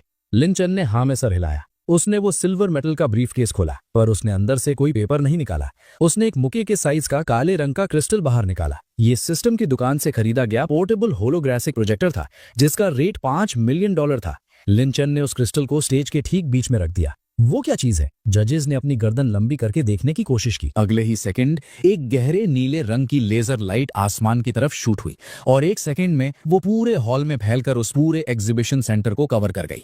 वो पूरा हॉल जो रोशनी से भरा था वो अचानक अंधेरा हो गया और उसकी जगह हवा में झूलता हुआ एक बहुत बड़ा और एकदम असली जैसा दिखने वाला वर्चुअल शहर खड़ा हो गया। अब वहां कोई पीपीटी नहीं चल रही थी, ना ही कोई नॉर्मल फोटो थी। वहां बैठा हर इंसान जैसे टाइम ट्रैवल करके एक साइबर पंक स्टाइल वाले फ्यूचर शहर के ठीक बीच में खड़ा था। बड़े बड़े नियॉन साइन बोर्ड्स उनके सर के ऊपर चमक रहे थे। हवा में बिना किसी सपोर्ट के फ्लाइंग ट्रैक्स बनी हुई थी जो आसमान छूती बिल्डिंग के बीच से गुजर रही थी। एक एक ईंट और एक एक शीशा एकदम क्लियर दिख रहा था। यहां तक कि उन वर्चुअल सड़क पर चलने वाले नकली लोग के चेहरे के एक्सप्रेशंस तक साफ दिख रहे थे। और इस पूरे शहर के ठीक सेंटर में एक ऐसी बिल्डिंग थी जो खिलते हुए मशीन वाले कमल के फूल जैसी लग रही थी। वो बिल्डिंग धीरे धीरे घूम रही थी। ये था सू ग्रुप का नया प्रोजेक्ट, पुनर्जन्म लोटस। बाप रे, ये कौन सी टेक्नोलॉजी है? बिना चश्मे वाला 3D? नहीं, ये होलोग्राफिक प्रोजेक्शन है। मैं सपना तो नहीं देख रहा। ये क्या हॉलीवुड की मूवी चल रही है? ये डिजाइन तो दिमाग फाड़ने वाला है। इसके आगे वो इनका सिटी ओएसिस तो किसी गांव के टॉयलेट जैसा लग रहा है। पूरे हॉल में पागल जैसा हल्ला मच गया। मीडिया वालों ने पागल की तरह कैमरा के बटन दबाने शुरू कर दिए। फ्लैशेस की रोशनी ने उस पूरे हॉल को दिन की तरह चमका दिया।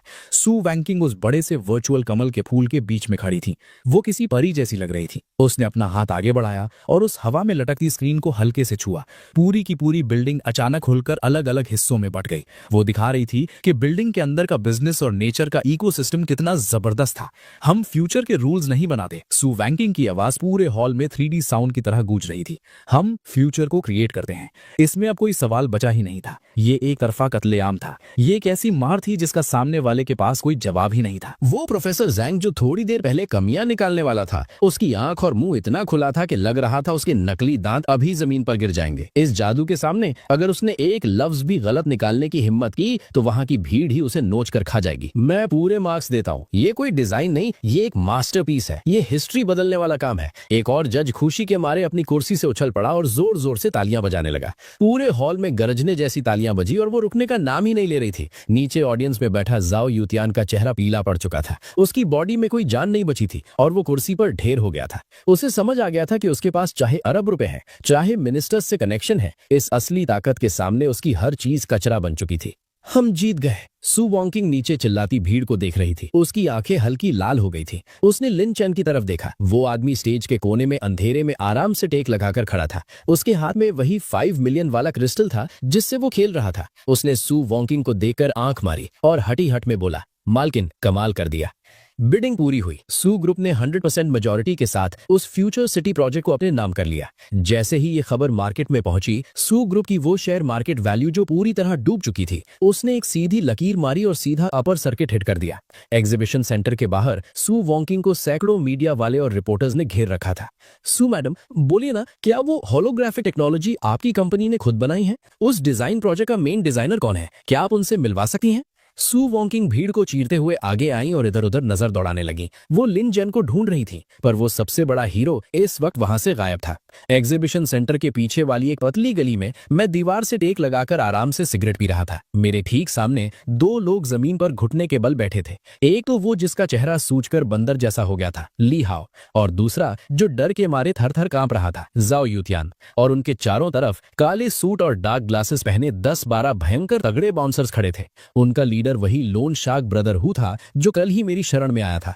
अब वो मेरी सिक्योरिटी टीम का कैप्टन बन चुका था।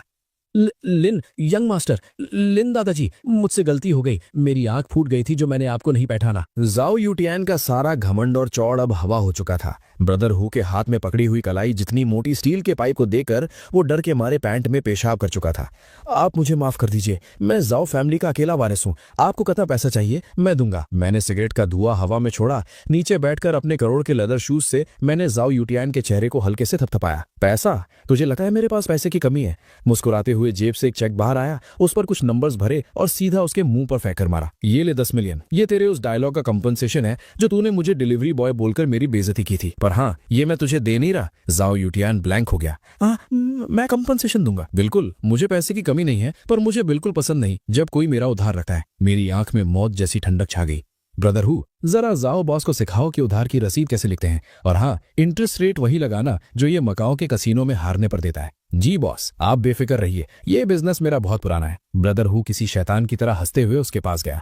वहां से उठकर पीछे से आती उनकी चीख और रोने की आवाज को इग्नोर करके मैं गली से बाहर निकल आया। बाहर आते ही फोन पर सू वैंकिंग का कॉल चमका। लिंचन, तुम कहाँ हो? सक्सेस पार्टी शुरू होने वाली है। तुम मेन हीरो हो, तुम नहीं आओगे तो मैं पार्टी शुरू नहीं करूंगी। औरत की आवाज में एक ऐसी नम और नखरा था जो पहले कभी उसमें नहीं दिखा था। पार्टी वार्टी छोड़, मुझे इन सब भारी भीड़ वाली जगह का शौक नहीं है।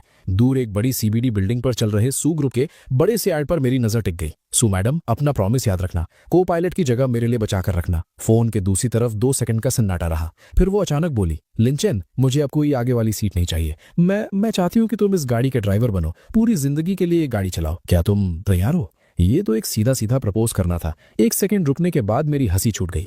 ये बर्फ जैसी ठंडी और कड़क सीईओ तो बहुत जल्द पिघल गई। पर इससे पहले कि मैं उसके मजे लेता, मेरे दिमाग में सिस्टम का भयंकर खतरनाक लाल सायरन बजने लगा। वार्निंग, डिटेक्ट किया गया है कि होस्ट ने फ्यूचर टेक्नोलॉजी का ज्यादा यूज किया है, जिसकी वजह से डार्क वर्ल्ड की ऑर्गेनाइजेशंस की नजर आप पर पड़ गई है। S class crisis alert. दुनिया के सबसे top assassin organisation black mamba ने ऑर्डर एक्सेप्ट कर लिया है। Target Lin Chen, bounty $100 million, करीब 800 करोड़। क्लाइंट जाओ फैमिली, जाओ यूतियान का बाप। काउंटडाउन 30 मिनट के अंदर पहली अटैक वेव आप तक पहुंच जाएगी। मेरे होठ पर जो स्माइल थी वो अचानक बर्फ की तरह जम गई। आंख की वो नम पूरी तरह खत्म हो गई और उसकी जगह एक भयंकर और फाड़ देने वाली कातलाना आग ने ले ली। जाओ फैमिली के बूढ़े कुत्ते, बेटे को मारा तो बाप फील्ड में उतर आया। सू वैंकिंग, पार्टी कैंसिल करो, अभी के अभी घर जाओ और दरवाजे खिड़कियां कस के लॉक कर लो।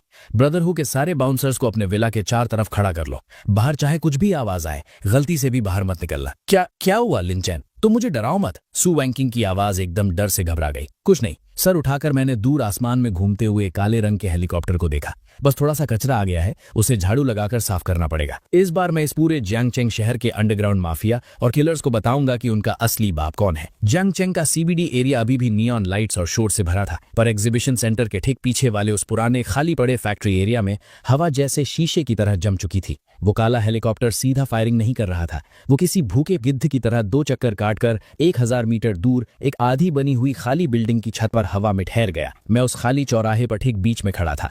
मेरी उंगलियों के बीच दबी सिगरेट अब पूरी तरह जल चुकी थी। बाहर आओ। बचे हुए सिगरेट के टुकड़े को हवा में दूर उछालते हुए मेरी आवाज गूंजी। दुनिया के सबसे टॉप कातिल होने का टैग लगा है और नाली के चूरमों की तरह अंधेरे में छुप रहे हो। चारों तरफ मौत जैसा सन्नाटा छाया हुआ था। अचानक स्विश, हवा को चीरने की एक बहुत ही बारीक आवाज आई, जैसे मौत का फरिश्ता आपके कान में सांस ले रहा हो। अगर कोई आम इंसान होता तो अब तक वो स्पेशल आर्मर पियर्सिंग बुलेट उसके सर के चिथड़े उड़ा चुकी होती और उसे पता भी ना चलता। पर मैं कोई आम इंसान नहीं था। मेरी गोल्डन आइज के हाई स्पीड विजन में वो गोली जो साउंड की स्पीड से 3 गुना तेज आती है और अपने पीछे एक हीट की लकीर छोड़ रही थी, वो मुझे इस वक्त किसी रेंगती हुई स्नेल की तरह स्लो दिख रही थी। मैंने अपने पैर अपनी जगह से हिलाए तक नहीं, बस हल्का सा अपना सर साइड में किया, इतना हल्का कि किसी को मूवमेंट पता भी ना चले। पफ, गोली मेरे बाल के टिप्स को छूती हुई निकली और सीधा मेरे ठीक पीछे वाले सीमेंट के पिलर में जा घुसी। वहां ईंट में एक बोल के साइज का गड्ढा बन गया। सिर्फ इतनी सी औकात है। सर उठाकर मेरी नजर ठीक 500 मीटर दूर एक बड़े से एड बोर्ड के पीछे छुपे हुए उस स्नाइपर की आंख में गड़ गई। ब्लैक मांबा, कचरा है पूरा। 500 मीटर दूर उस आधी बनी हुई बिल्डिंग की छत पर पॉइजन फैंग नाम का स्नाइपर अपने नाइट विजन स्कोप से ये सब देख रहा था। उस आदमी ने अपनी जगह से हिले बिना मेरी गोली डॉज कर ली और अब मेरी तरफ अपनी मिडिल फिंगर दिखा रहा है। उस स्नाइपर की बॉडी का पूरा सूट ठंडे पसीने से भीग गया। कैप्टन, टारगेट नंबर 1 ने गोली डॉज कर ली है। रिपीट, उसने डॉज कर ली है। ये एक M200 स्नाइपर राइफल है।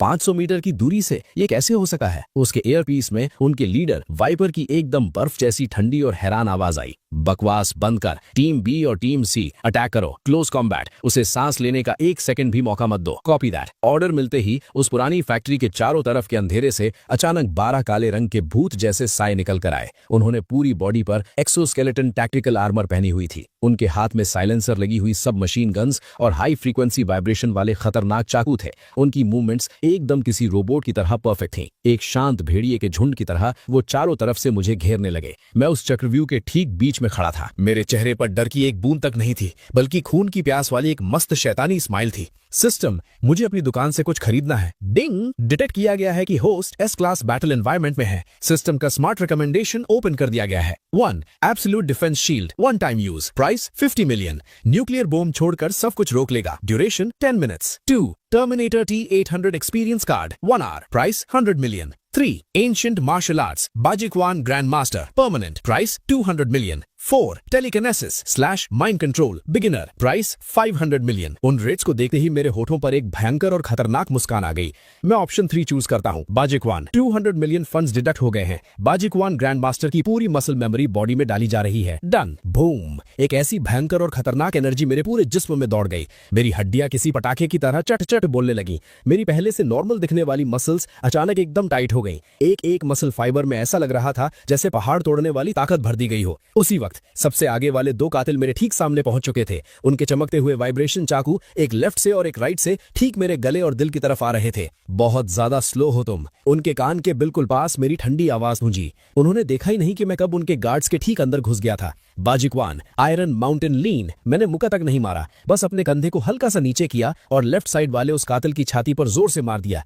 बैम, कचैक, एक ऐसी आवाज आई जिसे सुनकर दांत खट्टे हो जाएं। वो कातिल जिसने केवलार की बुलेट प्रूफ वेस्ट और मेटल का आर्मर पहना था, उसे ऐसा लगा जैसे उसके मुंह पर सीधा 300 की स्पीड में आती हुई बुलेट ट्रेन टकरा गई हो। उसकी पूरी बॉडी किसी तोप के गोले की तरह हवा में उड़ती हुई पीछे गई और सड़क किनारे बनी लाल ईंटों की दीवार को तोड़ती हुई आर पार निकल गई। बचे हुए 10 कातिलों ने जमीन पर घिसटते हुए ब्रेक मारी। उनकी आंखों में अब भयंकर डर और सदमा था। फायर, उस पर फायर करो, उसे पास आने मत दो। कैप्टन वाइपर ईयरपीस में पागलों की तरह चिल्ला रहा था। धड़ धड़ धड़ धड़, बहुत सारी गन से आग निकलने लगी। एक भयंकर बारिश की तरह गोलियां मुझ पर आने लगी, पर मैं अपनी जगह से हट चुका था। बाजिकवान के उस पावर लेवल पर मेरी स्पीड किसी भूत या बिजली की तरह हो चुकी थी। मैं उन गोलियों की बारिश के बीच से आराम से निकल रहा था। मेरी गोल्डन आइज अपनी फुल लिमिट पर थीं। एक एक गोली की लाइन मुझे हवा में क्लियर दिख रही थी और जो गोली मैं डॉज नहीं कर सकता था, मैंने आगे हाथ बढ़ाया। टिंग, मेरा हाथ किसी बिजली की तरह आगे गया और मैंने हवा में ही उस मौत की गोली को अपनी 2 उंगलियों के बीच दबा लिया। मॉन्स्टर, ये कोई इंसान नहीं, मॉन्स्टर है। उस गोली को नीचे फेंकते हुए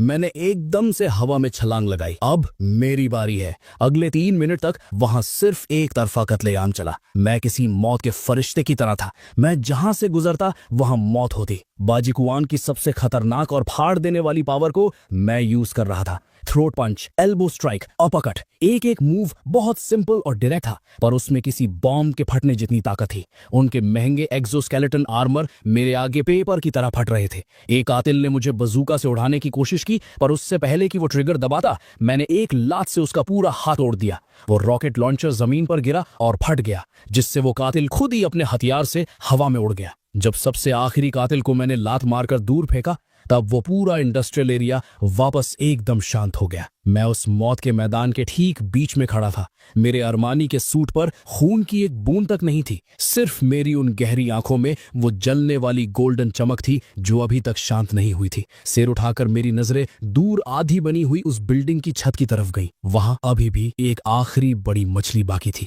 बिल्डिंग की छत पर वाइपर के हाथ बुरी तरह कांप रहे थे। उसने 20 साल तक मर्सनरी का काम किया था। अफ्रीका में वॉरलॉर्ड्स को मारा था, मिडिल ईस्ट में ऑयल फील्ड्स उड़ाए थे। दुनिया के कैसे कैसे खतरनाक लोग उसने देखे थे, पर 3 मिनट के अंदर खाली हाथ एक पूरी एलीट और आर्मर टीम को जिंदा गाड़ देने वाला इंसान उसने आज तक सपने में भी नहीं सोचा था। रिट्रीट, तुरंत भागो, इंफॉर्मेशन गलत है। ये एस क्लास मिशन नहीं है, ये साला एसएसएस क्लास सुसाइड मिशन है। वाइपर अपने ईयरपीस में पागलों की तरह चिल्लाता हुआ अपनी स्नाइपर गन को जल्दी जल्दी खोल रहा था ताकि जिप लाइन लगाकर वहां से निकल सके। पर जैसे ही वो पलटा, उसके ठीक पीछे एक एकदम बर्फ जैसी ठंडी आवाज आई। इतनी दूर आए हो, बिना चाय पिए ही जाओगे क्या? वाइपर की पूरी बॉडी के रोंगटे खड़े हो गए। उसने झटके से अपनी जांग से डेजर्ट ईगल गन निकाली और घूमकर गोली चला दी। बैंग, गोली चली, पर मैं वहां नहीं था। अगले ही सेकंड वाइपर को अपनी कलाई पर एक भयंकर ठंडक महसूस हुई और उसके बाद जहर जैसा दर्द। उसका सीधा हाथ उस बड़ी सी डेजर्ट ईगल गन के साथ कचाक से कटकर जमीन पर गिर पड़ा। उसका कटा हुआ हिस्सा किसी शीशे की तरह एकदम क्लीन था और ठीक उसके सामने मैं अपने हाथों में एक पतली सी खून से भरी हुई जंग लगी लोहे की पत्ती घुमाकर खेल रहा था।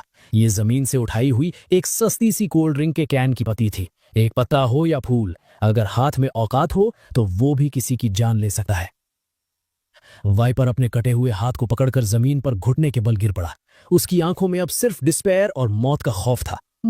मुझे मत मारना, वो गिड़गिड़ाया। मैं ब्लैक मांबा का एशिया रीजन का हेड हूं। अगर तूने मुझे मारा तो ब्लैक मांबा पूरी दुनिया में तेरे पीछे पड़ जाएगी, तुझे किसी कोने में छुपने नहीं देगी। मैं उसको ऊपर से नीचे ऐसे देख रहा था जैसे वो जमीन पर रेंगता हुआ कोई कीड़ा हो। मुझे धमकी दे रहा है। मैं उसके पास नीचे बैठा और उस लोहे के टुकड़े से उसके ठंडे पसीने से भीगे हुए चेहरे को थपथपाया। तुझे पता है मुझे सबसे ज्यादा नफरत किस चीज से है? जब लोग मुझे उन चीजों से डराते हैं जिन्हें मैं गिनता तक नहीं, जैसे कि पैसा। जेब से फोन निकालकर मैंने एक स्क्रीन खोली। ये सिस्टम का अभी अभी अनलॉक हुआ dark web god's eye feature था। Black mamba assassin organisation, headquarter Pacific Ocean के किसी पब्लिक आइलैंड पर है। टोटल एसेट्स लगभग $30 बिलियन। तुम्हारा जो मेन बॉस है उसका कोड नेम पॉइजन किंग है, जो असल में यूरोप के किसी बर्बाद हो चुके राजा का नाजायज बेटा है।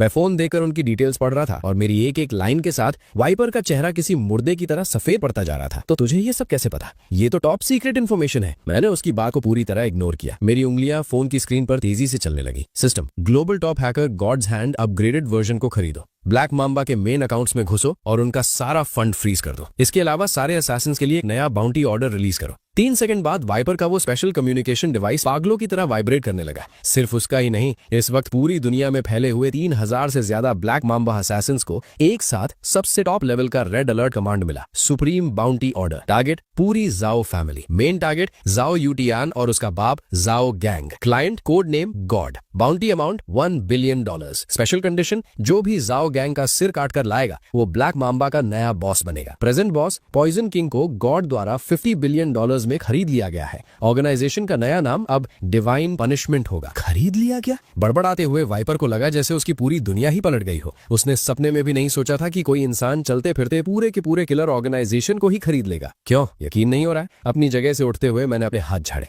अगर यकीन नहीं है तो अपना बैंक अकाउंट चेक कर ले। एक छोटा सा मिलने का तोहफा समझो। मैंने अभी ऑर्गेनाइजेशन के हर जिंदा कातिल के अकाउंट में $1 मिलियन ट्रांसफर किए हैं। वाइपर के फोन पर अलर्ट चमका। जीरो बैलेंस वाले अकाउंट में अचानक $1 मिलियन आने का मैसेज था। इस 1 सेकंड में मुझे देखते हुए वाइपर की आंखें पूरी तरह बदल चुकी थीं। अब उसकी आंखों में डर नहीं बल्कि किसी भगवान को देखने वाली पागलपन और पूजा करने वाली चमक थी। बॉस! अपने कटे हुए हाथ के भयंकर दर्द की परवाह किए बिना वाइपर मिट्टी में घुटनों के बल गिरा और अपना सिर जोर जोर से जमीन पर पटकने लगा।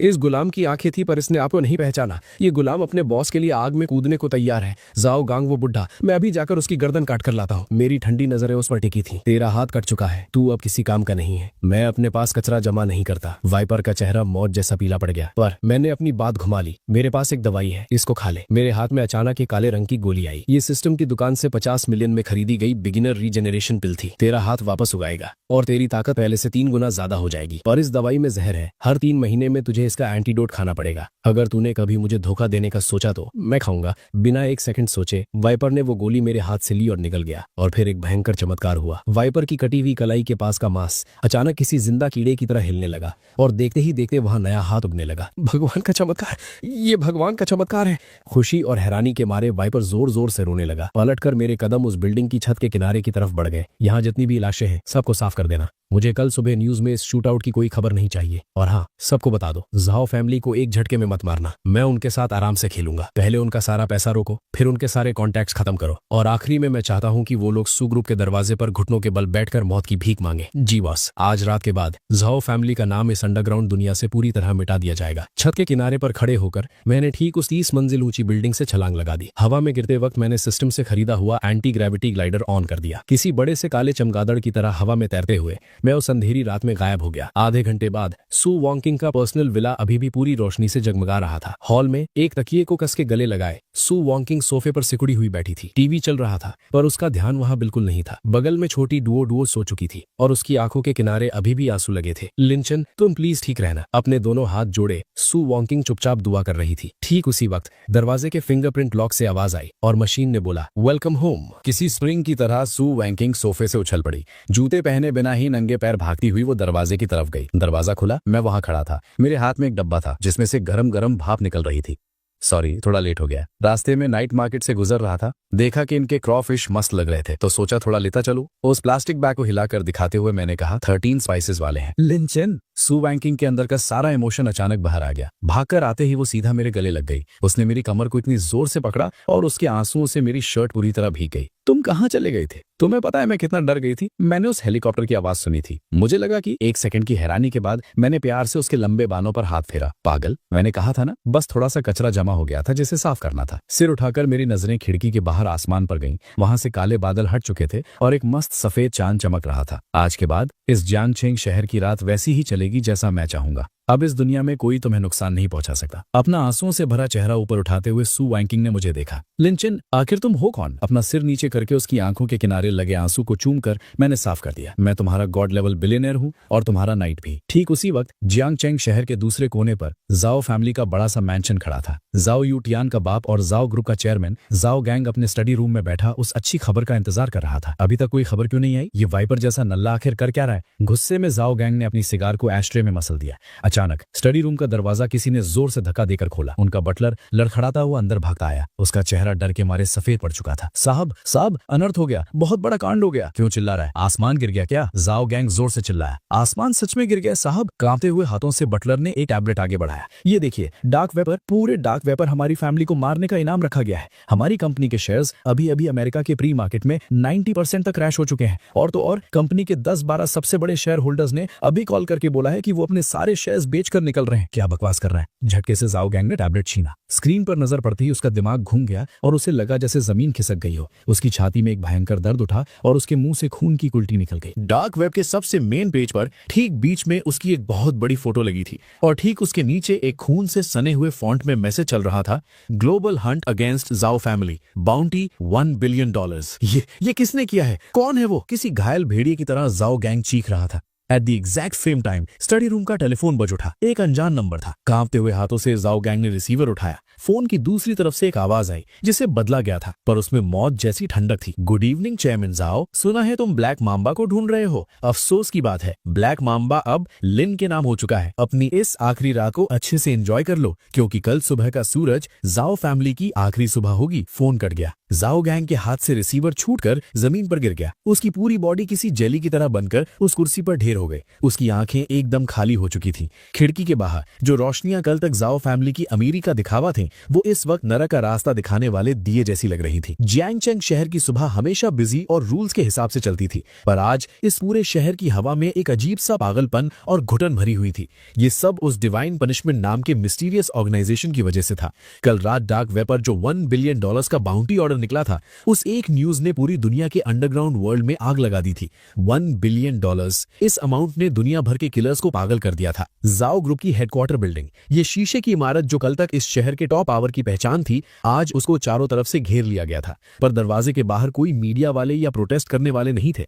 वो ऐसे लोग थे जिनकी आंखों में मौत भरी थी और जिनकी कमर में हथियार छुपे थे। सबसे टॉप फ्लोर के चेयरमैन ऑफिस में जाओ गैंग को देखकर लग रहा था जैसे वो एक ही रात में 10 साल बुढ़ा हो गया हो। वो अपनी महंगी लकड़ी वाली चेयर पर किसी कचरे की तरह पड़ा था। उसके बाल बिखरे हुए थे, आंखों में लाल नसें उभर आई थी। उसने अपने हाथ में सैटेलाइट फोन कस के पकड़ रखा था। हेलो मेयर जी, मैं जाओ बोल रहा हूँ। सर, मैं और कुछ नहीं चाहता, बस पुलिस की स्पेशल फोर्स भेजकर मुझे बचा लीजिए। क्या सिग्नल नहीं आ रहा? Hello hello. गुस्से में पागल होते हुए जाओ गैंग ने वो सैटेलाइट फोन कस के बुलेट प्रूफ शीशे पर दे मारा। शीशे पर एक सफेद रंग का निशान बन गया और उसके ठीक नीचे सड़क पर चींटियों की तरह घूमते हुए वो हजारों लोग दिख रहे थे। ठीक उसी वक्त ऑफिस का वो भारी लकड़ी का दरवाजा किसी ने जोर से लात मारकर खोला। अंदर आने वाला कोई कातिल नहीं था, वो जाओ गैंग की अपनी पर्सनल सेक्रेटरी थी। पर आज वो हमेशा बात मानने वाली सेक्रेटरी एक गत्ते का डब्बा पकड़े एकदम ठंडी शक्ल बनाकर खड़ी थी। चेयरमैन जाओ, ये आपका रेजिग्नेशन लेटर है, मैंने प्रिंट कर दिया है, बस यहाँ साइन कर दीजिए। वो पेपर उसके मुंह पर फेंक कर मारते हुए सेक्रेटरी बोली, वैसे आपको बता दूं, फाइनेंस डिपार्टमेंट के सारे लोग अभी रिजाइन करके जा चुके हैं। जाते जाते वो लोग कंपनी के अकाउंट में पड़े हुए बचे कुचे 30 मिलियन कैश आपस में बांट कर ले गए, सेवरेंस पे समझकर। तुम्हारी हिम्मत कैसे हुई बगावत करने की? जाओ गैंग गुस्से से कांपने लगा। मैं इस कंपनी का चेयरमैन हूं, मैं भी मरा नहीं हूं। एक मजाकिया हंसी हंसते हुए सेक्रेटरी ने अपने चश्मे को ठीक किया। चेयरमैन जाओ, अब तो नींद से जाग जाओ। आपकी कंपनी के शेयर्स रद्दी पेपर बन चुके हैं। बैंक्स ने सारे अकाउंट्स और प्रॉपर्टीज फ्रीज कर दिए हैं। इस बिल्डिंग का 3 महीने का बिजली पानी का बिल पेंडिंग है। आप पर अरबों का कर्जा है। आपको अब कोई अपना नौकर भी न रखे। ये बोलकर सेक्रेटरी पलटकर बाहर जाने लगी और जाते जाते उसने टेबल पर रखा हुआ शुद्ध सोने का पेन स्टैंड अपने डब्बे में डाल लिया। चोरनी, वापस आ, मेरा सोने का पेन रख दे। चिल्लाकर जाओ गैंग उसके पीछे भागना चाहता था, पर दरवाजे पर खड़े 2 भयंकर बाउंसर्स ने उसे रोक लिया। ये वो बाउंसर्स थे जिन्हें उसने अपनी सिक्योरिटी के लिए करोड़ों रुपए देकर रखा था। चेयरमैन साहब, अपनी एनर्जी बचा कर रखो। च्युइंगम चबाते हुए एक बाउंसर हंसकर बोला, हम दोनों यहाँ इसलिए खड़े हैं क्योंकि किसी ने हमें तुमसे भी ज्यादा पैसे दिए हैं, सिर्फ इसलिए कि हम तुम पर नजर रखें और तुम्हें खुदकुशी ना करने दें। कौन, किसने दिए हैं? बाउंसर ने कोई जवाब नहीं दिया। उसने बस आराम से साइड हटकर रास्ता खाली कर दिया। कॉरिडोर के आखिरी सिरे से एकदम शांत और ठहर ठहर कर चलने वाले जूतों की आवाज आई। इटालियन लेदर शूज जब मार्बल फ्लोर पर पड़ते तो एक कड़क आवाज आती। ये आवाज जाओ गैंग और उसके बेटे के दिल पर हथौड़े की तरह बज रही थी। मैंने एक बहुत ही परफेक्ट और महंगा डार्क ब्लू सूट पहना था और मेरे हाथ में हाथ डाले एकदम परी जैसी खूबसूरत सू वॉकिंग चल रही थी।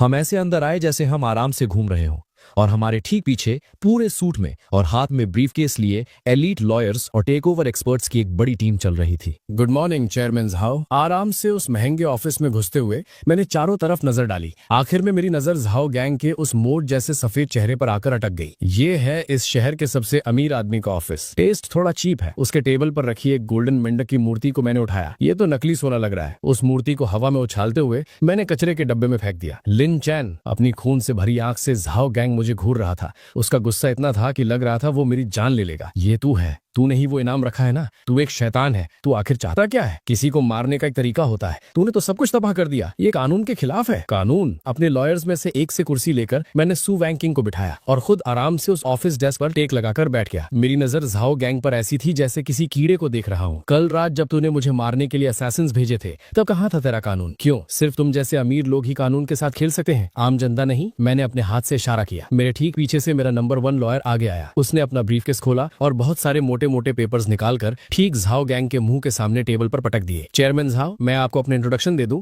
मैं मिस्टर लिन चैन का चीफ लीगल रिप्रेजेंटेटिव हूं। ये Zhao group full asset take over agreement है। अपना चश्मा ठीक करते हुए लॉयर एकदम ठंडी आवाज में बोला। हमारी कैलकुलेशन के हिसाब से झाओ ग्रुप पर इस वक्त 23 बिलियन का उधार है और मार्केट क्रैश होने की वजह से आज आपकी कंपनी की टोटल वैल्यूएशन माइनस में 5 बिलियन जा चुकी है। ऐसे देखा जाए तो ये कंपनी एकदम बैंकक्रप्ट है, पर मेरे बॉस मिस्टर लिन चैन का दिल बहुत बड़ा है, इसीलिए वो इसको खरीदने के लिए तैयार है। खरीदना? झाओ गैंग को अचानक ऐसी उम्मीद मिली जैसे डूबते को सहारा। तुम कितने पैसे दोगे? अगर तुम उस बाउंटी ऑर्डर को डार्क वेब से हटा दो तो मैं ये पूरी कंपनी तुम्हें दे दूंगा। सब कुछ ले लो। मेरी हंसी छूट गई। मैंने अपने हाथ की एक उंगली ऊपर उठाई। 10 बिलियन। झाओ गैंग की आंख में अचानक एक खुशी की चमक आई। मैंने अपना सर ना में हिलाया। नहीं, 1 बिलियन। झाओ गैंग ने गुस्से में अपने दांत पीस लिए। मैंने फिर से सर हिलाया। नहीं, 1 बिलियन। झाओ गैंग का दिल ठीक पैर में गिर गया। उसका सारा कॉन्फिडेंस टूट गया। मेरी स्माइल अचानक गायब हो गई। अपनी जेब में हाथ डालकर मैंने एक पुराना जंग खाया हुआ सिक्का बाहर निकाला। ये एक पैसे का सिक्का था जो पिछले 10 साल से बंद हो चुका था। मैंने उस सिक्के को टेबल पर घुमा दिया। सिक्का गोल गोल घूमता हुआ उसकी लकड़ी की टेबल पर रगड़ खाता रहा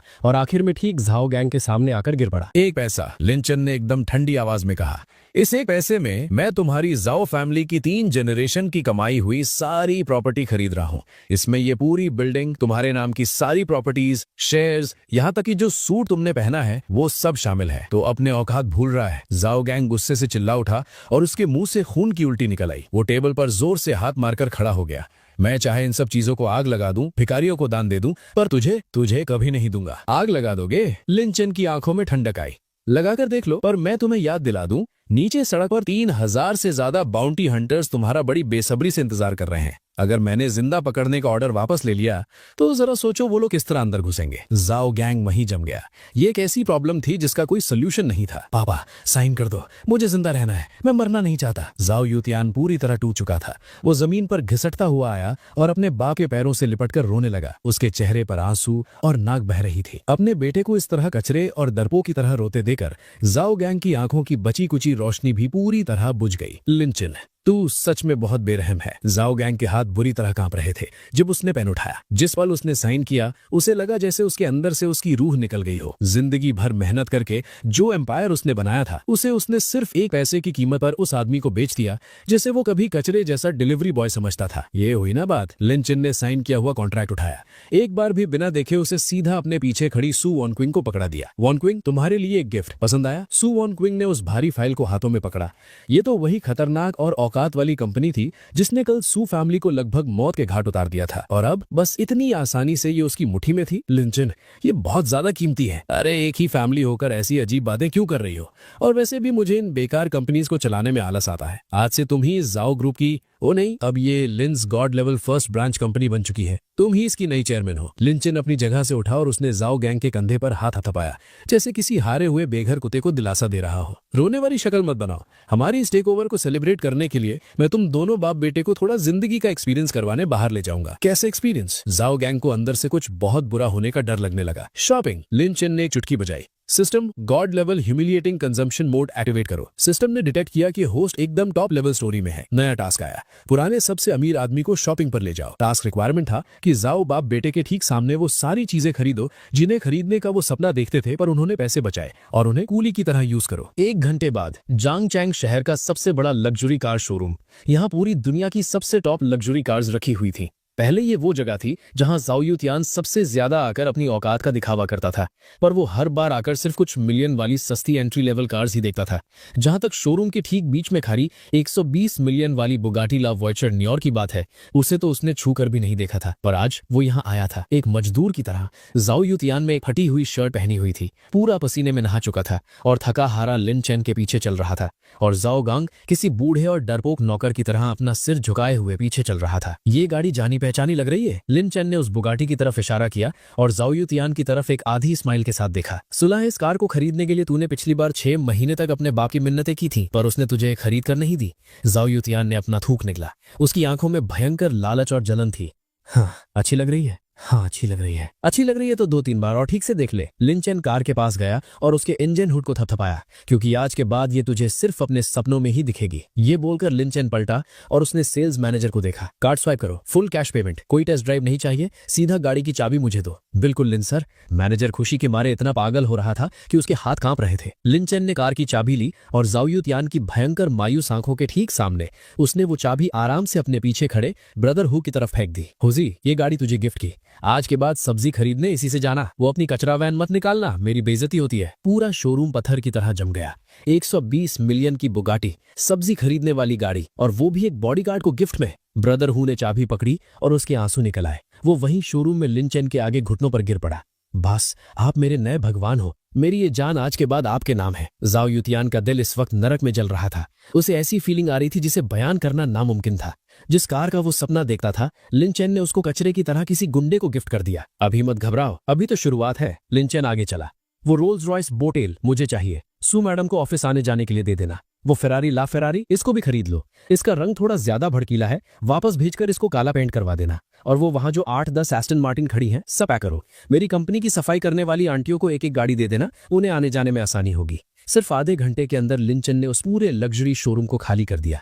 उसने टोटल 800 मिलियन खर्च कर दिए। जाओ गांग और जाओ युतियान पीछे पीछे चल रहे थे। उनके दोनों हाथों में कार्स की सारी एक्सेसरीज, कार कवर्स और महंगे परफ्यूम्स थे। वो थकर मरे हुए कुत्तों की तरह हाँफ रहे थे। हर बार जब लिन चेन कार्ड स्वाइप करता, उनका दिल किसी ने काट लिया हो ऐसा लगता था। प्लीज और मत खरीदो, हमसे गलती हो गई, हमें एक बारी में खत्म कर दो। जाओ गांग आखिरकार पूरी तरह टूटकर जमीन पर घुटने टेकर जोर जोर से रोने लगा। लिन चेन रुका और पलट कर उन दोनों बाप बेटे को देखा। एक बारी में खत्म करूं? लिन चेन की आंखें किसी बर्फ की तरह ठंडी थीं। पिछले साल जब तुम लोगों ने मुझे लिन फैमिली से बाहर निकाला था और मैं तूफानी बारिश में भूखा प्यासा डिलीवरी कर रहा था, तब तुमने मुझे आराम से मरने दिया था क्या? लिन चेन की आंखें अचानक इतनी ठंडी हो गईं कि हड्डियों को चुभ जाएं। मैंने पहले ही कहा था, मैं तुम्हें आराम से जीने नहीं दूंगा और आराम से मरने भी नहीं दूंगा। ब्रदर हु? जी बॉस। इन दोनों कचरों को सीधा पुलिस स्टेशन भेज दो। वहां पुलिस चीफ को बोल देना कि इनके लिए एक लग्जरी सेल तैयार रखें, और हाँ, उन्हें कह देना कि सेल के अंदर कुछ जोशीले कैदी होने चाहिए जो इनका ध्यान रखें। मैंने सुना है ये जाओ साहब का बेटा थोड़ा सॉफ्ट स्किन वाला है, वो अंदर लोगों को बहुत पसंद आएगा। समझ गया लिन बॉस, आप बेफिक्र रहें, अंदर के सारे रूल्स मुझे पता है। ब्रदर हु शैतानों की तरह हंसने लगा और वो उन दोनों को मरे हुए कुत्तों की तरह घसीटते हुए बाहर ले जाने लगा। लिन चेन, तू ऐसा नहीं कर सकता, मैं तेरा छोटा भाई हूँ, भाई मुझसे गलती हो गई। जाओ युतियान की दर्द भरी चीखें पूरे शोरूम में गूंज रही थीं और धीरे धीरे दूर जाकर गायब हो गईं। जाओ फैमिली का किस्सा पूरी तरह खत्म करने के बाद लिन चेन ने एक लंबी सांस ली। क्या हुआ, खुश नहीं हो? सू वॉन्चिंग उसके पास आई और उसने हल्के से उसके हाथ को अपने हाथ में ले लिया। नहीं, बस लग रहा है कि थोड़ा बोरिंग था। लिन चेन ने शोरूम के बाहर चलती हुई भरी सड़क को देखा। जाओ फैमिली बहुत जल्दी खत्म हो गई, कोई चैलेंज ही नहीं था। सू वॉन्चिंग हंसने लगी। तुम्हारी ये बात अगर बाहर वाले सुन लेंगे तो पक्का तुम्हें पीटेंगे। वो जाओ फैमिली थी, जियांगशेंग शहर की सबसे बड़ी ताकत। अब आसमान बदल चुका है। लिन चेन ने उसके हाथ को पकड़ा। चलो तुम्हें एक जगह ले चलता हूँ, तुम्हारा नया ऑफिस देखने। जाओ ग्रुप बिल्डिंग का टॉप फ्लोर, वहां से नजारा बहुत अच्छा है, रोमांस करने के लिए एकदम परफेक्ट जगह है। जब वो दोनों निकलने ही वाले थे, लिन चेन का फोन अचानक बजा। एक इनक्रिप्टेड नंबर था जिसका कोई लोकेशन ट्रेस नहीं हो रहा था। लिन चेन के माथे पर थोड़ी सी शिकन आई। उसने फोन उठाया। कौन बोल रहा है? फोन की दूसरी तरफ से एक बुढ़ा पर पूरी ताकत से भरा हुआ आवाज आया। उसकी आवाज में एक राजाओं वाला घमंड था। मानना पड़ेगा पिछले कुछ दिनों में तुमने इस जियांगशेंग शहर में काफी बड़ा बवाल किया है। लिन चेन की आंखें छोटी हो गईं। तू कौन है? मैं कौन हूँ ये जरूरी नहीं है, बुढ़े ने एकदम ठंडे आवाज में कहा। जरूरी ये है कि तुमने जाओ फैमिली को हाथ लगाया है। भले ही जाओ गांग एक कचरा था जो मरने लायक था, पर आखिर वो मेरा आदमी था। कुत्ते को मारने से पहले उसके मालिक को भी देखना चाहिए ना। तो छोटे को मारने पर अब बड़ा सामने आ गया है। क्यों, तू भी कोई बाउंटी ऑर्डर निकलवाना चाहता है क्या? लिन चैन को बिल्कुल डर नहीं लग रहा था, बल्कि थोड़ा मजा आने लगा। आखिरकार कोई ढंग का दुश्मन सामने आया था। Bounty order? उस तरह का सस्ता खेल मैं नहीं खेलता। बुढ़े की आवाज में ताना था। जवान लड़के, भले ही तुम्हारे पास थोड़ा सा पैसा हो और लड़ाई आती हो, पर असली ताकत के सामने पैसा सिर्फ नंबर्स होते हैं और ताकत सिर्फ बेवकूफ लगाते हैं। मैं कैपिटल के ये फैमिली का मैनेजर हूँ। हमारे यंग मास्टर को तुम्हारे उस गॉड लेवल सिस्टम में, यानी हवा से पैसा निकालने की तुम्हारी उस ताकत में बहुत ज्यादा इंटरेस्ट है। लिन चेन की आंखें अचानक छोटी हो गई। उसे सिस्टम के बारे में पता चल चुका था। एक फ्री एडवाइस दे रहा हूँ, बुढ़े की आवाज आगे आई। कल ये फैमिली के लोग जैंग चैंग में आएंगे जाओ फैमिली का सब कचरा लेने के लिए। उस वक्त मैं उम्मीद करता हूँ कि तुम शॉन्टी से अपने हाथ में जो भी है वो हमें दे दोगे, वरना तुम्हें पता चलेगा कि असली बर्बादी क्या होती है। फोन कट गया। लिन चैन फोन हाथ में पकड़े वहीं चुपचाप खड़ा रहा। उसने काफी देर तक कुछ नहीं बोला। कैपिटल की ये फैमिली वो इस देश की सबसे असली और टॉप लेवल वाली फैमिली थी। ऐसा माना जाता था कि देश की इकोनॉमी की रस्सी उन्हीं के हाथों में थी। ये फैमिली के सामने जाओ फैमिली सच में किसी कचरे से कम नहीं थी। और सबसे खतरनाक बात, उन्हें सिस्टम के होने का शक हो गया था। लिन चेन, क्या हुआ? किसका फोन था? सु वांचिंग ने लिन चेन के चेहरे पर बदलाव देखा तो वो डर कर बोली। लिन चेन वापस होश में आया। उसके चेहरे की टेंशन अचानक गायब हो गई और उसकी जगह एक और भी पागलपन वाली फाइट करने की आग आ गई। कुछ नहीं, बस एक घमंडी बुढ़ा था। लिन चेन ने फोन जेब में रखा और नॉर्थ की तरफ देखा जहां कैपिटल था। वांचिंग, लगता है हमारा मस्ती वाला टाइम खत्म हो चुका है। अब जो गेम शुरू होगा वो थोड़ा डेंजरस हो सकता है। लिन चेन ने अपने दिमाग में बोला। सिस्टम ने डिटेक्ट किया कि होस्ट पर वर्ल्ड क्लास डेंजर आने वाला है। सिस्टम अपग्रेड मिशन ट्रिगर हुआ। मिशन का टारगेट था कि ये फैमिली के आने से पहले अपनी पावर को सबसे टॉप लेवल तक पहुंचाना है। रिवॉर्ड में फ्यूचर टेक्नोलॉजी मिलिट्री फैक्ट्री का ब्लूप्रिंट और 100 एकदम वफादार जेनेटिकली मॉडिफाइड सोल्जर्स मिलेंगे। साथ ही अनलिमिटेड मनी मोड भी, जो 24 आवर्स के लिए एक्टिव होगा, जिसमें सारे खर्च पर डबल कैशबैक मिलेगा। तीसरा रिवॉर्ड सुनते ही लिन चेन हंसने लगा। उसकी हंसी जोर जोर से गूंजने लगी, एकदम पागल और घमंडी आवाज में। अनलिमिटेड पैसा और डबल कैशबैक, ये फैमिली हो ना? पावर और इकोनॉमी ब्लॉक करने की बात कर रहे हो? तो मैं पैसों का यूज करके तुम्हारी ये फैमिली के उस कैपिटल में एक बड़ा सा गड्ढा कर दूंगा। लिन चेन ने सु वैंचिंग का हाथ पकड़ा और लंबे कदमों से उस नई बुगाटी की तरफ चला। चलो पैसे उड़ाते हैं। आज रात मैं पूरे जैंग चैंग शहर की जीडीपी को डबल करके छोड़ूंगा। जैंग चैंग शहर, सीजर पैलेस होटल, ये आज रात की सेंचुरी चैरिटी डिनर की जगह थी। भले ही नाम चैरिटी का था, पर असल में ये वेस्टर्न कैपिटल और देश के अमीर खानदान वालों की अपनी ताकत दिखाने का एक इवेंट था। इसको ऑर्गेनाइज सबसे खतरनाक रॉथस्चाइल्ड फैमिली ने किया था और साथ में कैपिटल की ये फैमिली का नाम भी बड़ा बड़ा लिखा था। होटल के दरवाजे पर लग्जरी कार्स की लाइन लगी थी। इस बार की पार्टी का लेवल पिछली किसी भी पार्टी से बहुत बड़ा था। यहाँ आने जाने वाले अब लोकल बिजनेसमैन नहीं थे, बल्कि वॉल स्ट्रीट के भयंकर अमीर लोग, यूरोप की रॉयल फैमिलीज और देश के टॉप खानदान वाले थे। जब लिन चेन की ब्लैक होंगची L9, जो कि एक नेशनल वीवीआईपी कार थी, रेड कारपेट पर आकर रुकी तो अनगिनत फ्लैशलाइट्स पागलों की तरह चमकने लगी। लिन चेन ने गाड़ी से उतरकर सु वांगचिंग का हाथ थामा। सु वांगचिंग ने आज रात लिन चेन का पर्सनली डिजाइन किया हुआ starry sky flowing light gown पहना था, जो सिस्टम से खरीदा गया एक फ्यूचर मटेरियल था। जब वो चलती थी तो लगता था जैसे उसके गाउन पर गैलेक्सी बह रही हो। उस एक ड्रेस ने वहां मौजूद हॉलीवुड की सारी हीरोइंस और अमीर औरतों की चमक फीकी कर दी थी। ये वही लिन चेन है ना? सुना है इसने 6th जनरेशन का इंजन बनाया है। क्या ये सच है? रॉथस्चाइल्ड और ये फैमिली को गुस्सा दिलाकर यहाँ आया है। देख लेना, आज रात पक्का इसकी आखिरी रात होगी। आसपास से लोगों के फुसफुसाने की आवाजें आ रही थी, पर लिन चेन ने किसी की बात पर ध्यान नहीं दिया और सीधा सु वांगचिंग को लेकर उस बैंक्वेट हॉल के अंदर चला गया। हॉल के अंदर एकदम राजाओं जैसी सजावट थी, पर हॉल के ठीक बीचों बीच एक बहुत बड़ा डिस्प्ले स्टेज था, जिस पर एक लाल कपड़ा ढका हुआ था। उसके चारों तरफ असली बंदूकें पकड़े हुए विदेशी बाउंसर्स खड़े थे। वो आज रात की सबसे आखिरी और मेन ऑक्शन आइटम थी। एक एकदम ठंडी और खतरनाक आवाज साइड से आई। वहां एक चाइनीज ट्रेडिशनल सूट पहने हुए और हाथ में 2 लोहे की गोलियां घुमाते हुए एक मिडिल एज्ड आदमी चला आ रहा था। उसके पीछे गुस्से और नफरत से भरा हुआ ये तियनलिन था और वही विलियम था जिसे लिन चेन ने थोड़ी देर पहले भगा दिया था। ये मिडिल एज्ड आदमी ये फैमिली का नंबर 2 बॉस था। ये तियनलिन का चाचा, जिसे सब हंसता हुआ भेड़िया ये जिनतियन कहते थे। मिस्टर लिन, बहुत नाम सुना है आका। ये जिनतियन ने एक नकली मुस्कान के साथ अपने हाथ जोड़े। मैं ये जिनतियन हूँ। सुना है मेरे इस नालायक भतीजे का जियांग शेंग में आपने बहुत ख्याल रखा है। ख्याल तो नहीं, लिन चेन ने एकदम ठंडी आवाज में कहा। बस उसकी गाड़ी ठीक करवा दी थी और लगे हाथ उसे इंसान बनने की तमीज सिखाती थी। ये तियनलिन गुस्से से आगे बढ़ने वाला था, पर ये जिनतियन ने उसे रोक लिया। जवान लड़के, जुबान चलाना आसान होता है, पर कुछ चीजें सिर्फ जुबान चलाने से नहीं बचती। ये जिनतियन ने उस डिस्प्ले स्टेज की तरफ इशारा किया। आज रात की ये ऑक्शन मिस्टर विलियम ने स्पेशली तुम्हारे लिए रखी है। उम्मीद है कि तुम्हारा बटुआ भी तुम्हारी इस घमंडी आवाज जितना ही भारी होगा। ये कहकर तीनों ने एक घटिया हंसी हंसी और पलटकर वीआईपी सीट्स की तरफ चले गए। ये लोग क्या करना चाहते हैं? सू वानकिंग को अंदर से कुछ बहुत बुरा होने का एहसास हुआ। वो चाहे जो करें, लिन चेन की आंखें ठंडी पड़ गईं। आज रात वो लोग यहाँ से एक पैसा भी लेकर नहीं जा पाएंगे। डिनर शुरू हुआ। लंबी लंबी और बोरिंग स्पीचेस के बाद आखिरकार सबसे मेन ऑक्शन का टाइम आ ही गया। शुरुआत के कुछ आइटम्स महंगे गहने और पेंटिंग्स थी। भले ही वो बहुत महंगी थी, पर लिन चेन ने किसी पर बोली नहीं लगाई। वो इंतजार कर रहा था उस आखिरी और सबसे मेन आइटम का। आखिरकार विलियम ऑक्शन स्टेज पर चढ़ गया। लेडीज एंड जेंटलमैन, विलियम के चेहरे पर बदला लेने की खुशी थी और उसकी नजरें सीधा नीचे खड़े लिन चेन पर टिकी थी। आज रात का सबसे आखिरी आइटम देश का एक ऐसा नेशनल ट्रेजर है जो पिछले 100 सालों से विदेश में था। उसने झके से वो लाल कपड़ा हटाया। पूरे हॉल में हैरानी की आवाज गूंज उठी। ग्लास के अंदर एक मिट्टी लगी हुई पर एकदम शानदार और रॉयल दिखने वाली ब्रॉन्ज की ड्रैगन मूर्ति रखी थी। ये समर पैलेस के 12 जानवरों के सिर वाली मूर्तियों में से सबसे राजदार और अब तक गायब रहने वाला ड्रैगन हेड था। ये ब्रॉन्ज का सिर हमारी फैमिली को 100 साल पहले उस बड़ी जंग में जीत के इनाम के रूप में मिला था। विलियम ने जानबूझकर जीत के इनाम शब्द को जोर देकर बोला। यहाँ मौजूद देश के हर एक इंसान के लिए ये एकदम खुली बेइज्जती थी। Starting price $1 billion.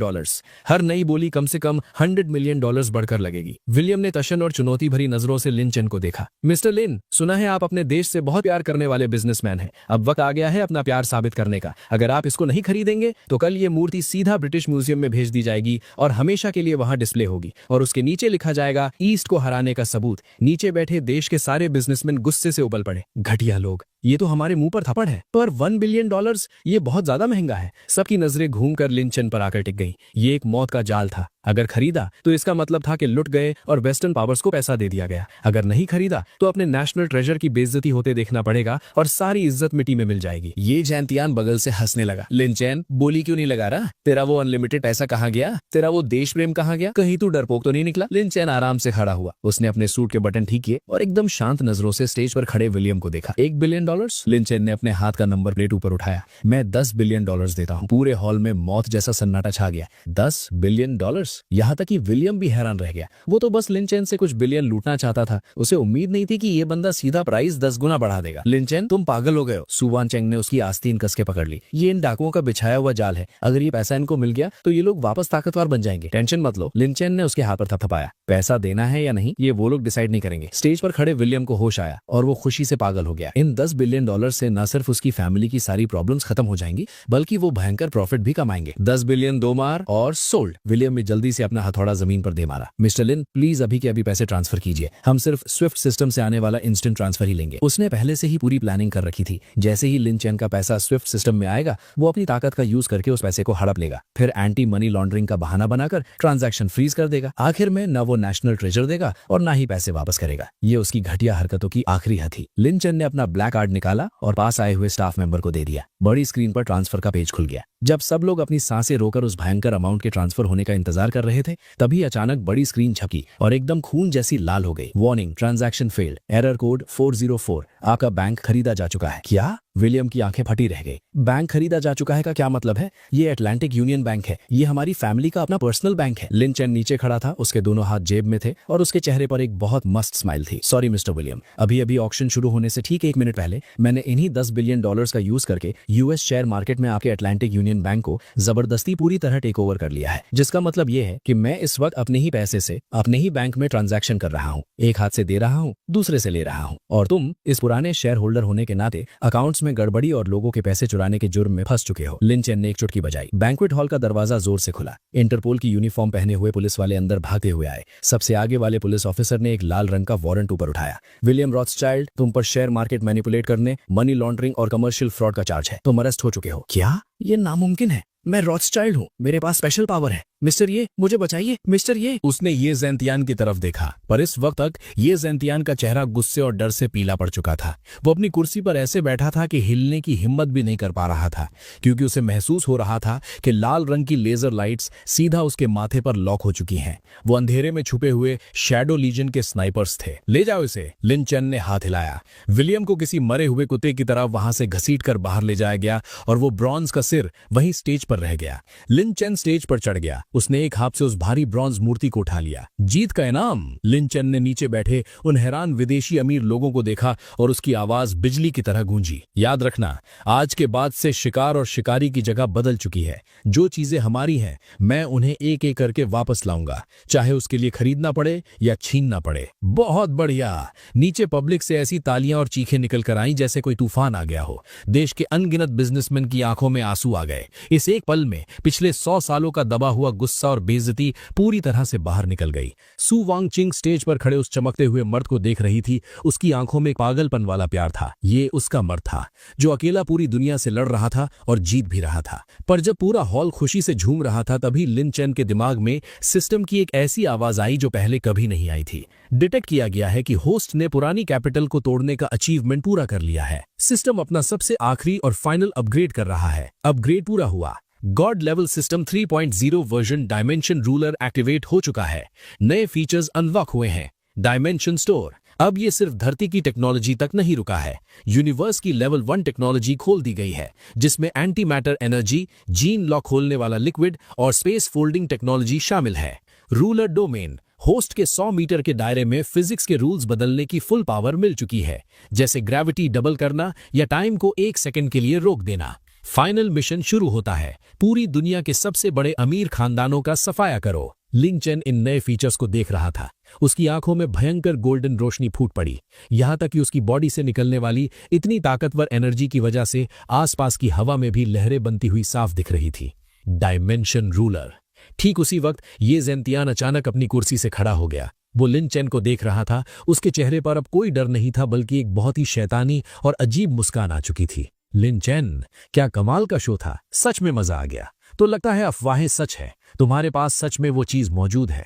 पहले हमारी ये फैमिली ने सोचा था कि तुम्हें जिंदा छोड़ देंगे ताकि तुम हमारे लिए पैसे बनाने की मशीन बन सको, पर अब लग रहा है कि तुम इतने ताकतवर हो चुके हो कि तुम्हें कंट्रोल करना नामुमकिन है। ये ज़ेंतियान ने अपने कोट की जेब से एक काले रंग का रिमोट निकाला।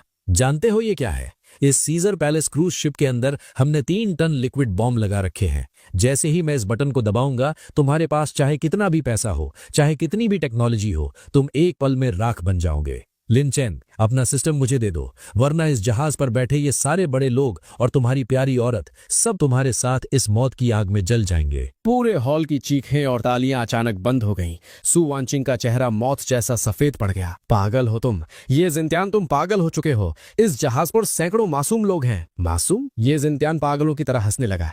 बड़ा काम करने वाले छोटी मोटी कुर्बानियां नहीं देते। एक बार गॉड लेवल सिस्टम मेरे हाथ लग जाए तो कुछ 100 लोगों की छोड़, अगर आधा जियांगचेंग शहर भी मर जाए तब भी ये सौदा सस्ता है। लिन चेन, घुटनों पर आओ और उस सिस्टम को अपने अंदर से निकाल कर मुझे दो, वरना मैं दबा दूंगा। ये ज़ेंतियान की उंगली उस लाल बटन पर रखी थी। लिन चेन ने उसे देखा जैसे किसी जोकर को देख रहा हो। Time freeze. लिन चेन ने अपने होठों से आराम से ये शब्द निकाले। Ruler domain activate. Time freeze. 1 second. अचानक पूरी दुनिया ग्रे और व्हाइट रंग की हो गई। उड़ता हुआ थूक, लोगों के डर से भरे चेहरे, समुंदर की लहरें, यहां तक कि ये ज़ेंतियान का उस बटन को दबाने वाला हाथ, सब कुछ इस 1 सेकंड में पत्थर की तरह जम गया। लिन चेन आगे बढ़ा। वो बिल्कुल ऐसे चल रहा था जैसे आराम से घूम रहा हो। वो चलकर ये ज़ेंतियान के सामने गया। उसने हाथ आगे बढ़ाया और उसके हाथ से वो रिमोट ले लिया और फिर पलटकर एक जोर का थप्पड़ ये ज़ेंतियान के मुंह पर जड़ दिया। टाइम वापस चलने लगा। ये ज़ेंतियान की आंखों के सामने अंधेरा छा गया। उसके हाथ से रिमोट गायब हो चुका था और अगले ही पल उसके आधे चेहरे पर भयंकर दर्द उठा। वो आदमी लट्टू की तरह अपनी जगह पर 3 बार घूमा और उसके कुछ दांत खून के साथ उड़ते हुए बाहर आ गिरे। आह! ये ज़ेंतियान अपना मुंह पकड़कर चीख पड़ा। वो डर से फटी आंखों से कुछ दूर खड़े लिन चेन को देख रहा था, जो आराम से उस रिमोट को अपने हाथ में उछाल कर खेल रहा था। तू इंसान है या भूत? तूने ये कैसे किया? अभी अभी क्या हुआ? टेलीपोर्टेशन? लिन चेन ने उस रिमोट को अपने हाथ से कुचल दिया। उसके टुकड़े जमीन पर गिर पड़े। मैंने कहा था ना, मेरे इस इलाके में मैं ही भगवान हूं। लिन चेन चलकर ये ज़ेंतियान के ठीक सामने गया। वो उस घमंडी और ताकतवर ये फैमिली के नंबर 2 बॉस को ऊपर से नीचे औकात दिखाते हुए देख रहा था। ये फैमिली का टाइम अब खत्म हो चुका है। आज रात ये जहाज तो नहीं डूबेगा, पर ये फैमिली की वो पुरानी टूटी हुई नाव जरूर डूबेगी। लिन चेन पलटा और पूरे हॉल में बैठे उन हैरान मेहमानों को देखकर बोला, आज रात की पार्टी चलेगी, पर अब आगे का शो एक अदालत होगा। ये ज़ेंतियान विदेशी ताकत से मिलकर देश के हीरो को मारने का प्लान बनाना और पब्लिक जगह पर बॉम्ब लगाना, सारे सबूत मिल चुके हैं। लौंगी हाजिर है। पता नहीं कब लौंगी अपनी मौत से न डरने वाली टीम के साथ किसी भूत की तरह ये ज़ेंतियान के ठीक पीछे आकर खड़ा हो गया था। इसे उठाकर नीचे फेंक दो, मछलियों को खिलाओ। जी बॉस। लिंचन, तेरी हिम्मत कैसे हुई? मैं ये फैमिली का आदमी हूँ, मेरा बड़ा भाई। एक भयंकर पानी में गिरने की आवाज आई और ये जिंतियान की सारी धमकियां हमेशा के लिए बंद हो गईं। नदी का पानी बर्फ जैसा ठंडा और बहुत गहरा था, बिल्कुल लिंचन की आंखों की तरह। उसने नॉर्थ की तरफ देखा। ये फैमिली का आखिरी पत्ता भी कट चुका था। अब बारी थी कैपिटल जाने की और सबसे बड़ा हिसाब पूरा चुकाने की। सु वानचिंग चलकर उसके पास आई और उसने लिंचन का हाथ जोर से पकड़ लिया। भले ही उसका हाथ डर से थोड़ा कांप रहा था, पर उसकी आंखों में एक पक्की हिम्मत थी। इस बार मैं भी तुम्हारे साथ। लिंचन ने उल्टा उसका हाथ पकड़ लिया और अपने हाथ में पकड़ी हुई उस नेशनल ट्रेजर ब्रॉन्ज मूर्ति को देखा। हाँ, लिंचन ने कहा, हम वहां सिर्फ एक इंसाफ मांगने नहीं जा रहे हैं, हम अपना एक नया जमाना वापस लेने जा रहे हैं। कैपिटल की पतझड़ वाली हवा बहुत ठंडी और तीखी थी। ये फैमिली का पुराना और बड़ा सा महल वेस्ट माउंटेन के ठीक नीचे था। ये एक ऐसी जगह थी जिसने पिछले 3 जमानों की लड़ाइयां देखी थी, पर हमेशा सबसे ताकतवर रहा था। पर आज इस बड़े से महल पर एक ऐसा डर छाया हुआ था जो पहले कभी किसी ने नहीं देखा था। आसमान पर काले बादल इस तरह छा गए थे जैसे अभी जमीन पर गिर पड़ेंगे। ये फैमिली के मेन हॉल में माहौल एकदम घुटन भरा था। ये फैमिली के प्रेजेंट हेड और वो इंसान जिसके एक इशारे पर पूरा कैपिटल डर से कांप उठता था, ये जेन, इस वक्त अपनी बड़ी सी कुर्सी पर बैठा था। पर उसके हाथों में वो 2 अखरोट जिन्हें वो पिछले आधी जिंदगी से घुमाता आ रहा था, वो चूरा चूरा हो चुके थे। उसके ठीक नीचे अभी अभी जान बचाकर भागकर आया हुआ ये तियान लिन घुटनों पर बैठा था और हॉल के दोनों तरफ 8 बुढ़े लोग बैठे थे। इनकी सांसें एकदम शांत थी और इनके माथे बाहर की तरफ उभरे हुए थे। ये थे ये फैमिली के सबसे बड़े हथियार, जिसे सब 8 गॉड्स कहते थे। ये 8 बुढ़े मार्शल आर्ट्स के सबसे खतरनाक मास्टर थे। चाचा, उन्हें नदी में फेंक दिया गया मछलियों को खिलाने के लिए। ये तियानलिन की पूरी बॉडी अभी भी कांप रही थी। ये जेन ने अपनी छड़ी जोर से जमीन पर दे मारी। कुत्ते, इतना डर गया कि अपनी फैमिली की नाक कटवा दी। ये जेन अपनी जगह से खड़ा हुआ। भले ही वो 80 साल का था, पर उसके अंदर से ऐसी ताकतवर ऑरा निकल रही थी जिससे किसी की भी रूह कांप उठे। जादू टोना, इस दुनिया में कहाँ होता है जादू टोना? ये जरूर कोई अनजान एडवांस टेक्नोलॉजी होगी। उसने चारों तरफ देखा। उसकी आंखें बाज जैसी तेज थीं। हमारी ये फैमिली यहाँ पिछले 100 साल से खड़ी है।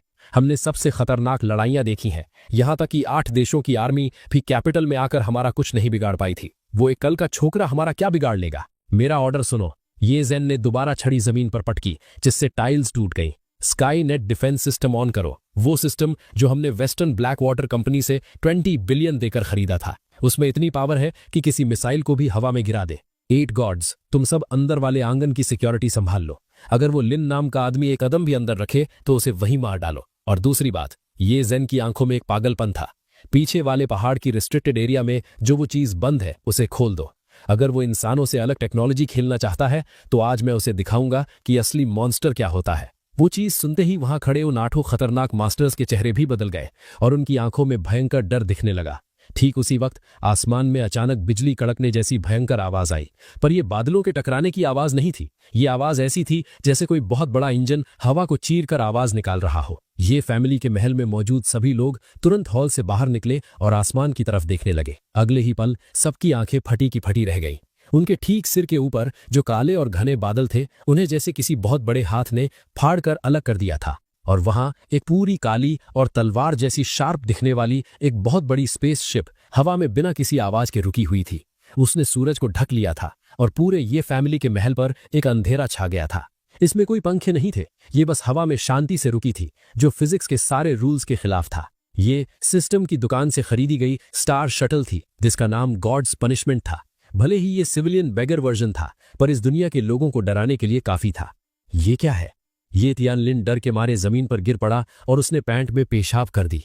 ये लिंचन की गाड़ी है, वो इंसान नहीं है, वो सच में एलियन है। ये चेन के हाथ भी कांप कर रहे थे, पर उसने किसी तरह हिम्मत करके अपने वॉकी टॉकी पर चिल्लाया, एंटी एयरक्राफ्ट टीम फायर करो, इसे नीचे गिरा दो। ये फैमिली के आंगन में बनी नकली पहाड़ियां अचानक खुली और वहां से 4 साईफाई दिखने वाली लेजर कैनन्स और 6 एंटी एयर मिसाइल्स के लॉन्च पैड बाहर निकल आए। आग उगलते हुए 6 ही क्रैकिंग मिसाइल्स हवा को चीरते हुए उस हवा में लटकी हुई काली शिप की तरफ भागे। उसके ठीक बाद 4 हाई एनर्जी लेजर बीम्स किसी मौत की तलवार की तरह सीधा उस शिप के पेट की तरफ शूट शूट हुई। ये फैमिली का सबसे आखिरी हथियार था। ये अकेले ही एक मॉडर्न आर्मी को खत्म करने के लिए काफी था। इतने खतरनाक हमले के सामने उस काली शिप ने अपना एनर्जी शील्ड तक ऑन नहीं किया। उसने बस अपने आगे के हिस्से में एक हल्के नीले रंग की रोशनी चालू की। System command, physics rule modification on, kinetic energy erase. एक अजीब सा दृश्य सामने आया। वो 6 मिसाइल्स जो साउंड की स्पीड से 3 गुना तेज चल रहे थे, शिप के ठीक 100 मीटर पहले आकर अचानक ऐसे रुक गए जैसे उनका फ्यूल खत्म हो गया हो। उनकी स्पीड 0 हो गई और वो सीधा जमीन पर फ्री फॉल की तरह गिरने लगे। मिसाइल सीधा ये फैमिली के आंगन में गिरे, नकली पहाड़ पर और मछलियों के तालाब में। एक भयंकर धमाके ने ये फैमिली के एंटी एयर लाइन को मिटा दिया। और रही बात उन चारों लेजर बीम्स की, तो जब वो शिप से टकराई तो ऐसा लगा जैसे शीशे पर लाइट पड़ी हो। वो सीधा वापस मुड़ गई। उन चारों लेजर कैनन्स ने खुद की ही लेजर से खुद को पिघलाकर लिक्विड आयरन बना दिया। सिर्फ एक आमने सामने के हमले में ये फैमिली की वो 20 बिलियन वाली डिफेंस लाइन खुद ही तबाह हो गई।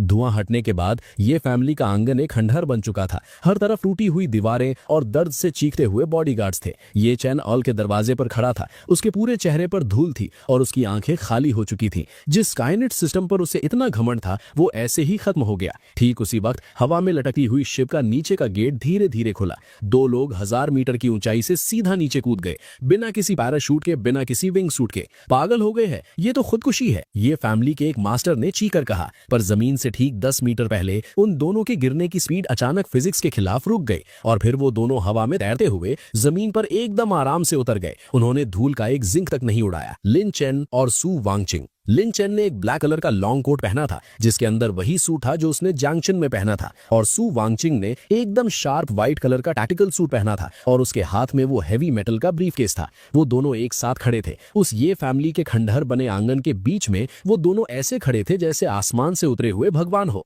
ये दादाजी, पहली मुलाकात मुबारक हो। लिन चेन ने सिर उठाया और सीढ़ियों पर खड़े ये चन को देखा जो लग रहा था कि एक ही पल में 10 साल और बुढ़ा हो गया हो। लिन चेन की होठों पर मुस्कान थी। मिलने का ये स्टाइल आपको ठीक लगा? तू ये चेन ने लिन चेन की तरफ उंगली की और उसके गले में खून अटक गया। लिन चेन, ये कैपिटल है, ये देश की जमीन है। तेरी हिम्मत कैसे हुई आम लोगों की जगह पर इतने भयंकर हथियार यूज करने की? तू बगावत कर रहा है। हमला? लिन चेन ने अपने हाथ फैलाए। दादाजी, आपकी आंखें खराब हो गई हैं क्या? देखा जाए तो हथियार तुम्हारी ये फैमिली ने छुपा कर रखे थे। तुम्हारे लोगों से ठीक से चला नहीं, इसलिए खुद पर ही धमाका हो गया। मैं तो एक अच्छा नागरिक होने के नाते यहाँ मदद करने और आग बुझाने आया हूँ। ये बोलकर लिन चेन ने चुटकी बजाई। सिस्टम, वीडियो को सिक्योरिटी ब्यूरो भेज दो।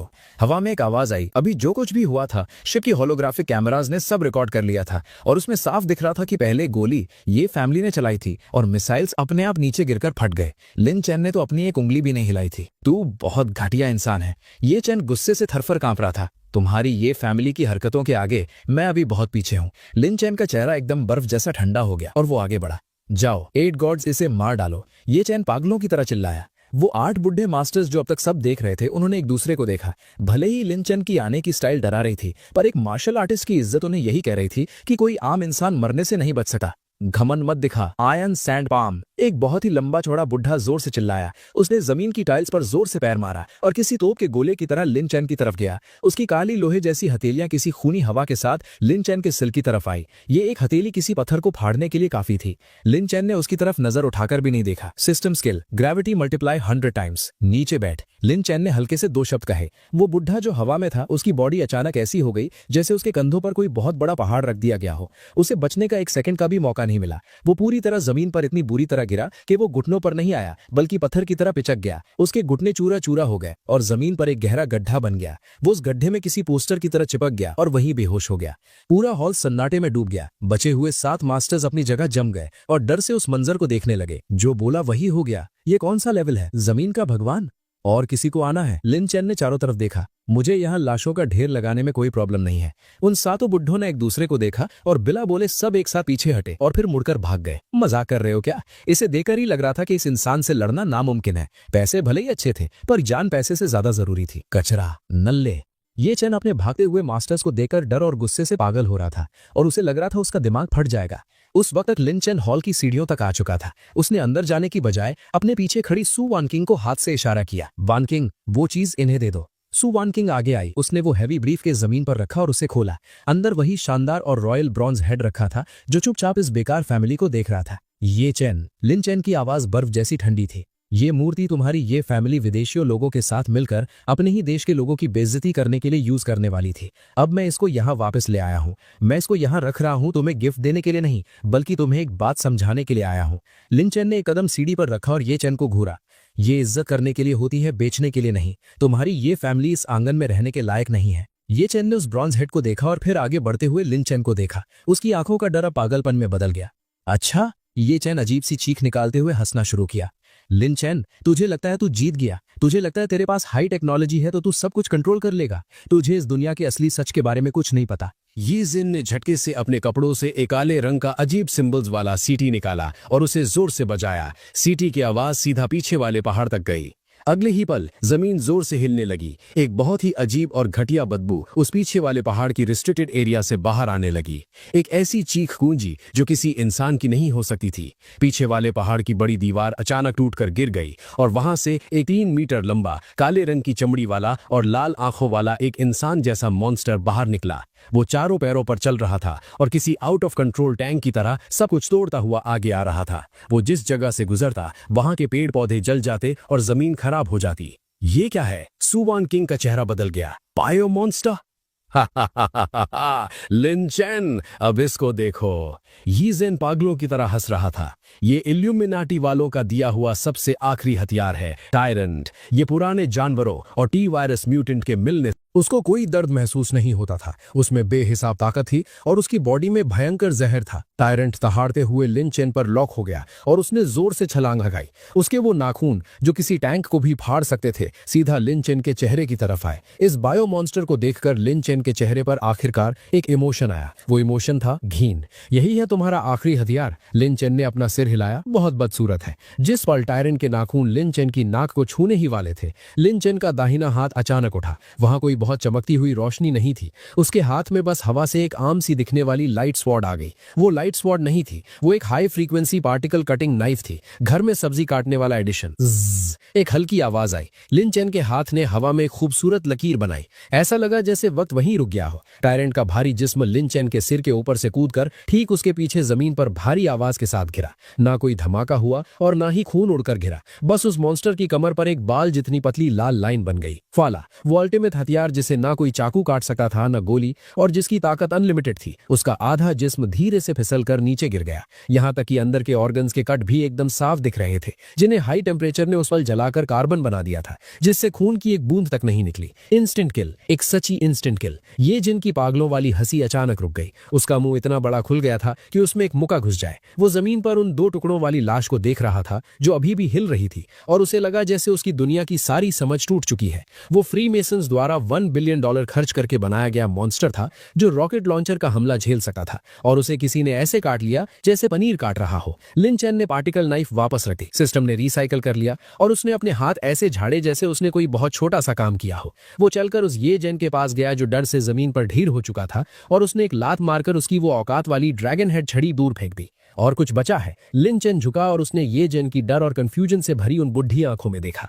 अगर नहीं बचा तो अब हिसाब करने का वक्त है। सालों पहले तुम्हारी ये फैमिली ने जाओ फैमिली के साथ मिलकर मेरे पिता को फंसाया, उन्हें मौत के मुंह में ढकेला और लिन फैमिली का बिजनेस हड़प लिया। इसका हिसाब कैसे होगा? अभी थोड़ी देर पहले तुमने मुझ पर मिसाइल चलवाई ताकि मेरी जान ले सको। इसका हिसाब कैसे होगा? ये जेन कांप रहा था, उसके होंठ थरथरा रहे थे। मैं पैसे देने को तैयार हूँ। ये फैमिली के सारे पैसे तुम्हें दे दूंगा, हजारों करोड़, सब तेरा। बस मुझे जिंदा छोड़ दे। लिन चेन हंसने लगा। ये दादाजी, लगता है आप भूल गए, मैं इस वक्त जिस चीज की कमी में सबसे कम हूँ वो पैसा ही है। लिन चेन सीधा खड़ा हुआ और आसमान की तरफ देखा। इस वक्त उनके सिर के ऊपर हवा में लटकती हुई गॉड्स पनिशमेंट स्पेसशिप ने अचानक एक बहुत बड़ी होलोग्राफिक स्क्रीन हवा में चला दी। स्क्रीन पर एक एक डिटेल के साथ पूरे सबूत थे। ये फैमिली के देश की इंफॉर्मेशन बेचने के सबूत, ये फैमिली के काले पैसे वाइट करने के अकाउंट्स, ये फैमिली की अपने राइवल्स को मारने की ऑडियो रिकॉर्डिंग्स, यहाँ तक कि ये जेन की अभी अभी जो वीडियो थी जिसमें उसने बैन किए गए हथियार यूज करने का ऑर्डर दिया था वो भी थी। ठीक उसी वक्त कैपिटल के हर रास्ते पर, सारे बाहर लगे बड़े स्क्रीन्स, मोबाइल फोन्स और कंप्यूटर्स पर ये जबरदस्ती पॉपअप होने लगा और इन सबूतों का लाइव ब्रॉडकास्ट चलने लगा। पूरा शहर हैरान था, पूरा देश हिल गया। नहीं, ये जेन स्क्रीन पर जो चल रहा था उसे देखकर पूरी तरह टूट चुका था। ये फैमिली का नाम हमेशा के लिए मिट्टी में मिलाना था। जिससे लोग उन्हें आने वाली नस्लों तक गाली देंगे। ये उसके लिए मरने से भी ज्यादा बुरा था, रूह को मारना। लिन चिन ने शांति से कहा, ये ज़ेन, मैं चाहता हूं कि तू अपनी आंखों से देखे कि तुम्हारा 100 साल का घमंड और बिजनेस लोगों के थूकने से कैसे अचानक टूट कर गिरता है। तभी दूर से बहुत सारी पुलिस सायरन्स की आवाजें आने लगी। इस बार ये फैमिली के करप्ट लोग नहीं थे, बल्कि टॉप अथॉरिटीज के डायरेक्ट ऑर्डर पर आई हुई पूरी तरह हथियारों से लैस स्पेशल टास्क फोर्स और मिलिट्री कोर्ट की टीम थी। ये ज़ेन, तुम पर देश के खिलाफ गद्दारी और मासूम लोगों को मारने का चार्ज है। तुम्हें अरेस्ट किया जाता है। जैसे ही ठंडी हथकड़ियां ये ज़ेन के हाथों पर पड़ी, पिछले 50 साल से इस कैपिटल में राज करने वाला ये राजा आखिरकार अपनी औकात में आ गया और उसने अपना सिर झुका लिया। जब उसे पुलिस की गाड़ी में बिठाया जा रहा था, उसने पलट कर देखा। उसने देखा कि लिन चिन आराम से उस बड़ी वाली कुर्सी पर बैठा था जो सबसे बड़ी पावर की निशानी थी। उसके एक हाथ में सू वांकिंग थी और दूसरे हाथ में वो ब्रॉन्ज हेड था और वो उसकी तरफ देखकर ग्लास उठाने का इशारा कर रहा था। ये एक जीतने वाले का एटीट्यूड था और एक नए राजा का आगमन। ये फैमिली गिर गई, एकदम पूरी तरह से जड़ से उखाड़ दी गई। ये फैमिली के सारे मेन मेंबर्स के पकड़े जाने और उनकी मदद करने वालों के सफाई के बाद पूरे कैपिटल का पावर सिस्टम एक ही रात में बदल चुका था और लिन चिन वो अकेला सबसे खतरनाक इंसान बन चुका था। देर रात ये फैमिली का पुराना घर जो अब सील कर दिया गया था और टेम्पररी तौर पर लिन चिन के रुकने की जगह थी। लिन चिन पीछे वाले पहाड़ के किनारे पर खड़ा था और नीचे रोशनी से भरे कैपिटल को देख रहा था। सू वांकिंग ने आकर उसके कंधों पर एक ओट डाल दिया। क्या सोच रहे हो, बदला पूरा हो गया, खुश नहीं हो? लिन चेन ने ना में सिर हिलाया और उसका हाथ पकड़ा। ये फैमिली गिर गई पर बात अभी खत्म नहीं हुई। अभी जो मॉन्स्टर था टायरेंट, वो वेस्टर्न फ्री मेसन्स का काम था और लिन चेन ने अपने जेब से वो काले रंग की हड्डी की सीटी निकाली जो उसने ये ज़ेन के पास से निकाली थी। उसकी आंखें सीरियस थीं। इस सीटी का मटेरियल धरती का नहीं है, ये किसी हाई डिमेंशनल जानवर की हड्डी से घिसकर बनाया गया है। इसके अंदर ऐसी एनर्जी है जिसे सिस्टम भी पूरी तरह स्कैन नहीं कर पा रहा। सिस्टम ने मुझे अभी अलर्ट दिया है, धरती की लोकेशन शायद ट्रैक हो चुकी है। सू वांकिंग हैरान हुई, किसके पास ट्रैक हुई है? लिन चेन ने अपना सिर उठाया और तारों से भरे आसमान को देखा, उनके पास जो असली शिकारी हैं। ठीक उसी वक्त लिन चेन के दिमाग में सिस्टम की ऐसी ईयर बर्स्टिंग अलर्ट आई जो पहले कभी नहीं आई थी। वार्निंग, डिमेंशन बैरियर में क्रैक आ चुका है। अबिस यानी नरक की ऑरा का हमला डिटेक्ट हुआ है। लोकेशन पैसिफिक ओशन का centre. Target dimension ruler core को छीनना। लिन चेन की आंखों में गोल्डन रंग का डेटा पागलों की तरह चलने लगा। उसने एक गहरी सांस ली और अपने हाथ में पकड़ी उस हड्डी की सीटी को चूरा चूरा कर दिया। लगता है आराम करने का टाइम नहीं है। वैंकिंग, शैडो लीजन को ऑर्डर दो कि सब एक साथ जमा हो और गॉड्स पनिशमेंट शिप के सारे वेपन्स ऑन कर दो। हम पैसिफिक ओशन जा रहे हैं। कुछ मेहमान बहुत दूर से आए हैं, मुझे उनका अच्छे से स्वागत करना पड़ेगा। पैसिफिक ओशन का सेंटर पॉइंट नीमो, ये धरती पर जमीन से सबसे दूर की जगह है जिसे इंसान स्पेसक्राफ्ट सेमेट्री कहते हैं। पर आज इस मौत के समुंदर के नाम से जानी जाने वाली जगह का पानी किसी नर्क के उबलते हुए तेल की तरह पागल हो रहा था। 10,000 मीटर हवा में एकदम काली गॉड्स पनिशमेंट स्पेसशिप बादलों के बीच रुकी हुई थी और उसने अपना स्टेल्थ मोड ऑन रखा था। कॉकपिट के अंदर लिन चैन होलोग्राफिक प्रोजेक्शन टेबल के सामने खड़ा नीचे समुंदर को देख रहा था। उसके पास सू वांकिंग एक body fitting nano combat suit पहने खड़ी थी। भले ही उसने लिन चैन के बहुत सारे चमत्कार देखे थे, पर स्क्रीन पर दिख रहे डेटा को देखकर उसे अभी भी डर लग रहा था। ये क्या है? समुंदर के नीचे एक शहर है। सू वांकिंग ने स्क्रीन पर दिख रहे उन बहुत सारे हीट सिग्नल्स की तरफ इशारा किया। स्क्रीन दिखा रही थी पॉइंट नीमो के ठीक नीचे 3000 मीटर की गहराई में एक बहुत बड़ा और हरी रोशनी निकालने वाला एक पिरामिड जैसा बिल्डिंग कॉम्प्लेक्स खड़ा था। इसका साइज जियांग शहर से भी बड़ा था। अनगिनत सबमरीन्स और पानी के अंदर चलने वाले मैकाज वहां वर्कर चींटियों की तरह घूम रहे थे। ये western secret society free masons का असली बेस है, अटलांटिस फोर्ट्रेस। ये लोग काफी गहर छुपे थे। लिन चैन उस बड़े से पिरामिड को देख रहा था। उसकी आंखों में गोल्डन चमक थी। सिस्टम का एनालिसिस बता रहा है इस बेस का एनर्जी कोर किसी बहुत ही हाई डिमेंशनल स्पेस से रेजोनेट कर रहा है। वो लोग किसी चीज को बुला रहे हैं। क्या बुला रहे हैं? टायरन तो सिर्फ एक वॉच डॉग था, वो लोग इस बार उस कुत्ते के मालिक को बुला रहे हैं। ठीक उसी वक्त लॉन्गिए की आवाज न्यूरल कनेक्शन के जरिए सीधा आई। बॉस, दुश्मनों ने हमें देख लिया है। समुंदर के नीचे का डिफेंस सिस्टम ऑन हो गया है। जैसे ही उसने ये बोला, शांत समुंदर अचानक धमाके से फट गया। पानी की लहरें हवा में उड़ी। 10 मीटर मोटे और बहुत बड़े 12 मेटल के पिलर समुंदर के अंदर से आसमान की तरफ बाहर निकले। उसके तुरंत बाद बहुत ताकतवर आयन लेजर बीम्स का एक जाल बन गया जिसने बादलों में छुपी गॉड्स पनिशमेंट शिप को लॉक कर लिया। Warning, high energy attack detect हुआ है। एनर्जी लेवल न्यूक्लियर ब्लास्ट जितना। शिप के एआई ने कान फाड़ने वाला अलर्ट बजाया। तो आखिर इनका कचरा सामने आ ही गया। लिन चैन के होठों पर एक भयंकर और पागलपन वाली हंसी आई। क्योंकि ये लोग स्टार वॉर्स खेलना चाहते हैं तो मैं इन्हें दिखाता हूँ कि हाई डिमेंशनल हमला कैसा होता है। System planet level orbital cannon the rod of god trial version खरीदो। डिंग 500 बिलियन फंड्स डिडक्ट हो गए। स्पेस वेपन तैयार है। लिन चेन ने अपना हाथ उठाया और नीचे समुद्र की तरफ हल्के से दबाने का इशारा किया। खुदा ने कहा रोशनी होनी चाहिए। 30,000 किलोमीटर दूर स्पेस ऑर्बिट में एक वेदर सैटेलाइट की शक्ल में छुपा हुआ एक बहुत बड़ा टंगस्टन अलॉय का काइनेटिक वेपन प्लेटफॉर्म अचानक एडजस्ट हुआ। एक 6 मीटर लंबा और कई टन भारी high density tungsten rod electromagnetic railgun से एक्सेलरेट होकर साउंड की स्पीड से 20 गुना ज्यादा स्पीड की भयंकर रफ्तार से धरती की तरफ गिरा। एटमॉस्फेयर 1 सेकंड में फट गया। टंगस्टन रॉड के घिसने से इतनी भयंकर हीट आई कि वो किसी गिरते हुए सूरज की तरह लगने लगा। कुछ ही सेकंड्स में पैसिफिक ओशन का समुद्र, वो 12 मेटल पिलर्स जो आग उगल रहे थे और उनके आसपास का 10 किलोमीटर का समुद्र आसमान से आने वाली उस मौत की रोशनी से एक ही सेकंड में पूरी तरह भाप बन गया। होम लोम लोम, एक देर से आई भयंकर आवाज जिसने हजारों किलोमीटर दूर तैरने वाली वेल्स के कान के पर्दे फाड़ दिए। भयंकर टक्कर ने 100 मीटर ऊंची सुनामी पैदा कर दी जो चारों तरफ तबाही मचाने भागी और समुद्र के ठीक नीचे छुपी एटलांटिस फोर्ट्रेस का एनर्जी शील्ड उस एक झटके में ऐसे झपका जैसे तूफान में मोमबत्ती बुझने वाली हो। समुद्र के नीचे बेस के अंदर कोर काउंसिल हॉल, ये हॉल बहुत बड़ा और शानदार था। इसकी दीवारों पर अजीब अजीब पुराने भगवानों की डिजाइन्स बनी थी। 12 लोग जिन्होंने लाल कपड़े पहने थे और सोने के मास्क लगाए थे एक गोल टेबल पर बैठे थे। ये फ्री मेसन्स की सबसे बड़ी पावर थे, द 12 ट्रूथ्स। इस वक्त ये लोग जो पूरी दुनिया की इकोनॉमी, जंग और बीमारियों को पर्दे के पीछे से कंट्रोल करते थे, छत को गिरता देखकर ऐसे डरे जो उन्होंने आज तक महसूस नहीं किया था। द रॉड ऑफ गॉड, वो द रॉड ऑफ गॉड थी। उस लिन चेन के पास वो कैसे आया? क्या वो किसी हाई डिमेंशनल सिविलाइजेशन को ऑब्जर्वर है? रिचुअल की स्पीड बढ़ाओ। मेन कुर्सी पर बैठे हाई प्रीस्ट की आवाज फटी हुई थी। उसके सोने के मास्क के ठीक नीचे उसका आधा चेहरा गला हुआ था जिस पर काले रंग के टेंटिकल हिल रहे थे। सिर्फ उस अबिस लॉर्ड को बुलाकर ही हम जिंदा बच सकते हैं, भले ही पूरी धरती को कुर्बान करना पड़े। हमारी इमॉर्टैलिटी बचनी चाहिए। कुर्बानी शुरू करो। 12 एल्डर्स ने एक साथ अपनी रिस्ट्स काट ली और राउंड टेबल के बीच में बने एक काले वॉटेक्स में अपना खून टपकाने लगे। जैसे ही खून उसमें गया वो वॉटेक्स पागलों की तरह स्पिन करने लगा। वहां से एक बेहद घिनौनी और ईविल ऑरा भड़की जिसने अंडरसी फोर्ट्रेस के अलॉय शेल को चीरते हुए सीधा सी सरफेस तक दस्तक दी।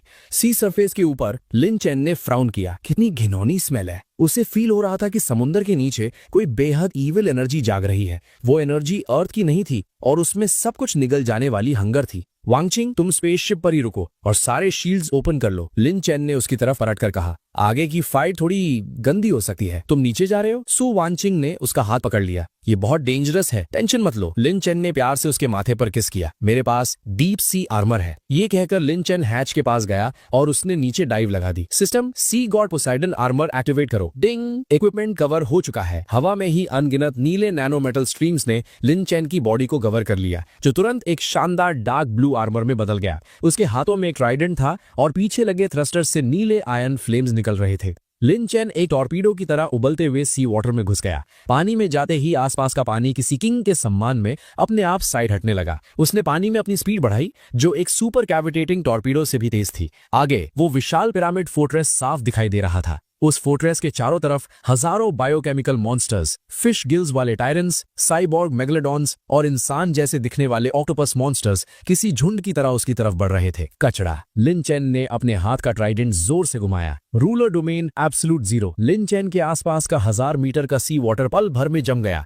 जितने भी मॉन्स्टर्स उसकी तरफ आ रहे थे वो मुंह खोलने से पहले ही आइस कल्चर्स में बदल गए। लिन चेन रुका नहीं। उसने सीधा उन आइस कल्चर्स को चकनाचूर करते हुए एक मीटेरॉइड की तरह उस फोर्ट्रेस की एनर्जी शील्ड पर जोरदार हिट किया। ट्राइडेंट के पॉइंट से एक बेहतेज गोल्डन लाइट निकली। ये एंटी मैटर एनहाइलेशन एनर्जी थी। वो अनब्रेकेबल दिखने वाला एनर्जी शील्ड एक बबल की तरह फूट गया। लिन चेन की स्पीड कम नहीं हुई। वो सीधा आउटर वॉल को चीरता हुआ कोर काउंसिल चेंबर के अंदर जा गिरा। धमाका हुआ और डस्ट साफ होने के बाद लिन चेन अपना ट्राइडेंट पकड़े रूइंस से बाहर आया। वो 12 एल्डर्स जो रिचुअल कर रहे थे उस शॉक वेव की वजह से जमीन पर गिर पड़े थे और धूल में सने हुए थे। कंटिन्यू करो। लिन चेन ने अपने पैर से उस ग्रैंड एल्डर का मास्क कुचल दिया जिसकी नीचे एक बेहद अजीब और डरावना चेहरा था। मंत्र पढ़ना क्यों बंद कर दिया? क्या वर्ड्स भूल गए? तुम वो ग्रैंड एल्डर खौफ से लिन चेन को देखने लगा।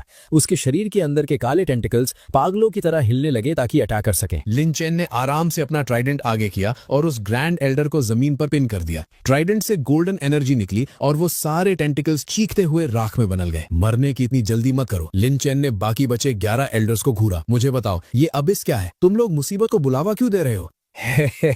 अब बहुत देर हो चुकी है। एक एल्डर अचानक पागलों की तरह हंसने लगा। उसने राउंड टेबल के बीच बने उस काले वॉटेक्स की तरफ इशारा किया। डोर खुल चुका है। लॉर्ड ने यहाँ देख लिया है। तुम सब मरोगे। तुम सब लॉर्ड का खाना बनोगे। उसकी बात खत्म भी नहीं हुई थी कि वो काला वॉटेक्स अचानक तेजी से बड़ा हुआ और उसने पूरी राउंड टेबल को निगल लिया। फिर वो एक विशाल ब्लैक लाइट पिलर में बदल गया जिसने फोर्ट्रेस की छत को चीरते हुए सीधा आसमान को छू लिया। रूह को कंपा देने वाला एक खौफ वहां फैल गया। लिन चेन ने अपना सिर ऊपर किया और देखा कि उस ब्लैक लाइट पिलर में से एक बेहद विशाल स्केल्स और आंखों से भरा हुआ हाथ धीरे धीरे बाहर आ रहा था। वो हाथ इतना बड़ा था कि उसकी एक उंगली ही 100 मीटर लंबी थी। उसके ठीक बाद एक बेहद बड़ा सिर बाहर निकला। वो एक ऐसा चेहरा था जिसे शब्दों में बयां नहीं किया जा सका, जिस पर अनगिनत कंपाउंड आइज थी और मुंह से हरा एसिड टपक रहा था। Abyss lord, Cthulhu's shadow, projection level, day level universe creature, battle power, star destroyer. System का red warning box Lin Chen के विजन पर पूरी तरह छा गया। Level 3 civilisation. लिन चेन ने एक गहरी सांस ली। काफी इंटरेस्टिंग है। वो विशाल मॉन्स्टर पूरी तरह से बाहर नहीं निकला था, बस उसका आधा शरीर ही बाहर था जिसने लगभग पूरे अंडर वाटर स्पेस को भर दिया था। उसकी अनगिनत आंखें लिन चेन पर टिकी थी और वो एक ऐसी आवाज निकाल रहा था जो सीधे ब्रेन वेव्स पर असर कर रही थी। सिस्टम ओनर, मिल गया तुम्हें। वो आवाज ऐसी थी जैसे अरबों कीड़े दिमाग में रेंग रहे हो जो किसी को भी पागल कर दे। मुझे ढूंढ रहा था? क्यों? मेरे लोन्स चुकाने आया है क्या? ओरिजिन सीड दो, वरना तबाही। मॉन्स्टर ने दहाड़ मारी और अपना विशाल हाथ लिन चेंग की तरफ बढ़ाया। उसके इस वार में स्पेस को कैद करने वाली रूल पावर थी जिससे बचना नामुमकिन था। लिन चेन को फील हुआ कि उसके आसपास का स्पेस जम चुका है और वो अपनी जगह से हिल भी नहीं पा रहा था। यही लेवल 3 सिविलाइजेशन की ताकत थी जो सीधा रूल्स को कंट्रोल करती है। बॉस, ध्यान से। कम्युनिकेटर पर सू वांग चेंग की खौफजदा आवाज आई। घबराओ मत। लिन चेन ने अपनी आंखें बंद की और एक गहरी सांस ली। सिस्टम, मुझे एक हैक खरीदना है। होस्ट बताइए, मुझे इस प्लेन की ओनरशिप खरीदनी है। एक सेकंड के लिए सिस्टम एकदम शांत हो गया, जैसे लिन चेन की बात से हैरान रह गया हो। होस्ट को जवाब दिया जाता है, पूरी अर्थ प्लेन की ओनरशिप खरीदने के लिए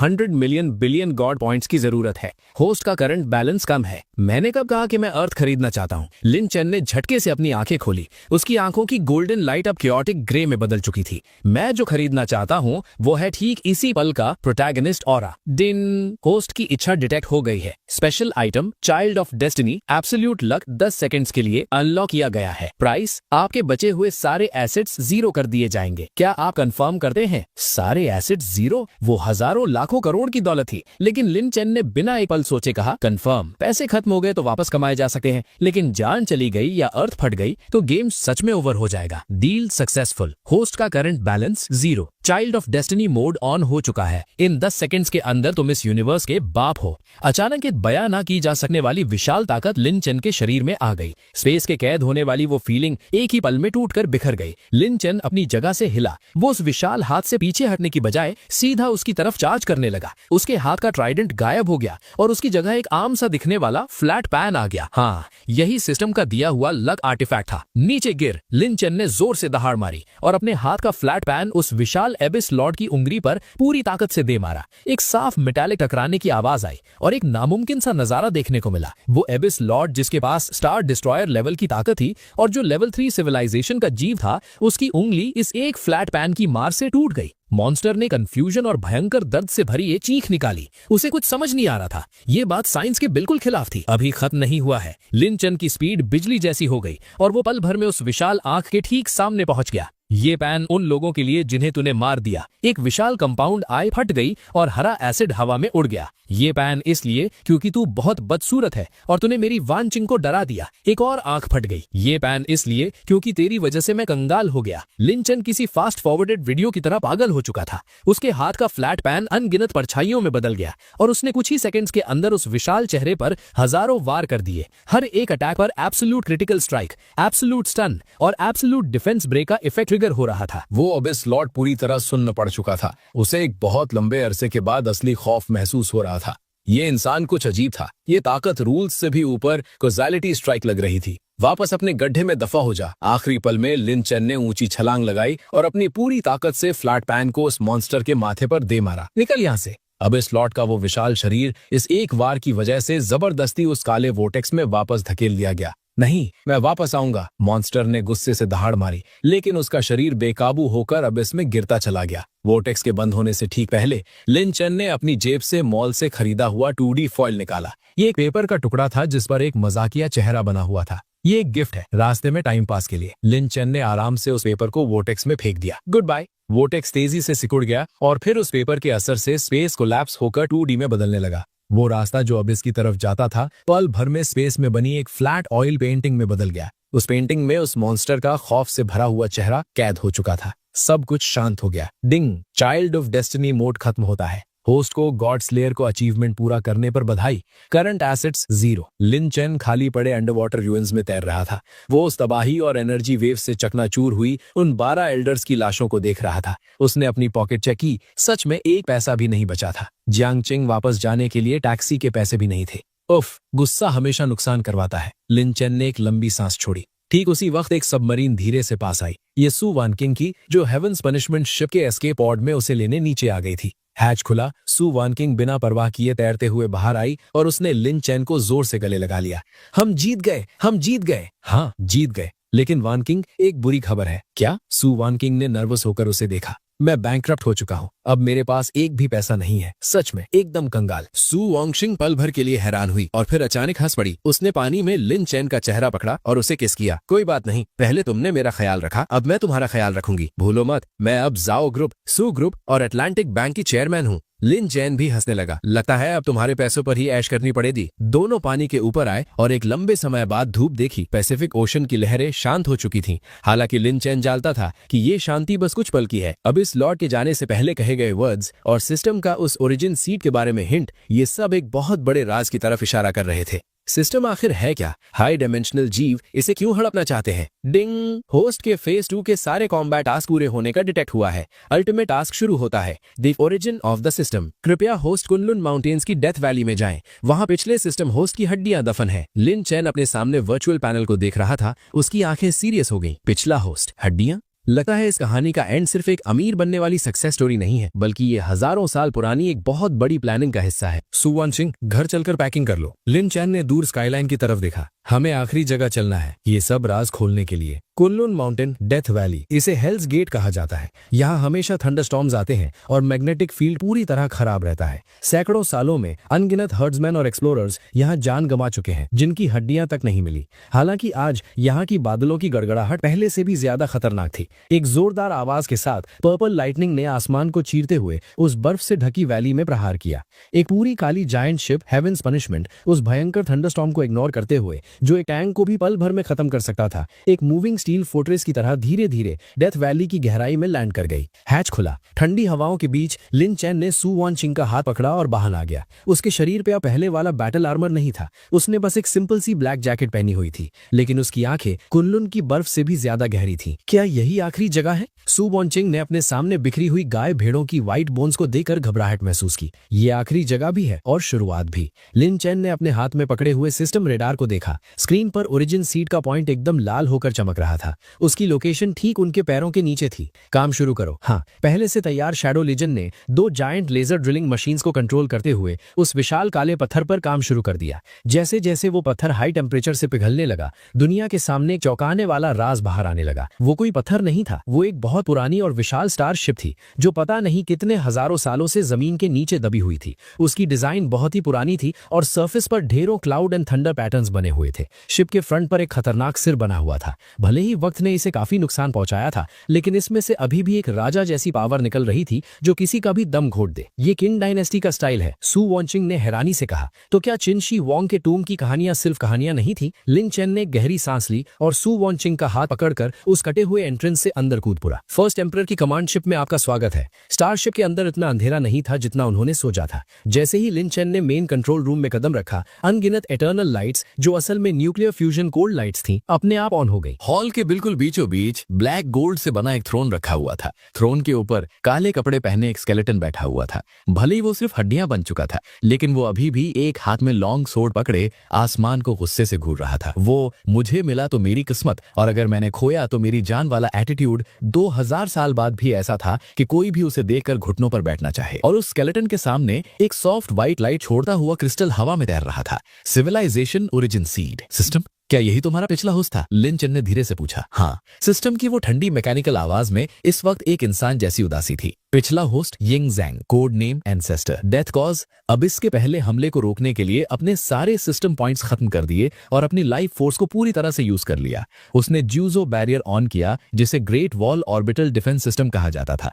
आखिर में ताकत खत्म होने से मौत हुई। लिन चेन के अंदर इज्जत की एक लहर दौड़ गई। तो जो ग्रेट वॉल बनाई गई थी वो सिर्फ हंस को रोकने के लिए नहीं, बल्कि आसमान के शिकारियों को रोकने के लिए थी। तभी वो ओरिजिन सीड अचानक हिलने लगा। उस स्केलेटन में से एक होलोग्राफिक इमेज बाहर आई। वो एक बहुत ही पावरफुल दिखने वाला मिडिल एज्ड आदमी था। भले ही वो सिर्फ एक इमेज थी, लेकिन उसकी आंखें टाइम एंड स्पेस को चीरती हुई लग रही थी। मेरे वारिस। यिंग ज़ैंग की आवाज पूरे हॉल में गूंजने लगी, जिसमें चिन डायनेस्टी का एक भारी लहजा था। जब तुम ये वीडियो देख रहे होगे तो मैं इस दुनिया में नहीं रहूंगा। मैंने 6 राज्यों को मिलाकर देश को एक किया, एक जैसी लैंग्वेज और रूल्स बनाए। मुझे लगा था कि मैं चाइना के लिए हमेशा की शांति ले आऊंगा, लेकिन मुझे क्या पता था, आसमान के पार भी एक आसमान है। वो लालची शिकारी अबिस, उन्हें अर्थ की लोकेशन का पता चल गया था। मैंने देश की पूरी ताकत लगाकर 12 गोल्डन मैन यानी जाइंट मेकास और ग्रेट वॉल यानी ऑर्बिटल कैनन एरे बनाए। भले ही मैंने उन्हें कुछ वक्त के लिए पीछे धकेल दिया, लेकिन मैं जानता था कि वो वापस जरूर आएंगे। मैंने ये ओरिजिन सीड छोड़ा है। इसमें मेरी अधूरी ख्वाहिश और मेरी आखिरी लेगेसी कैद है। अगर तुम्हारे दिल में दुनिया के लिए जगह है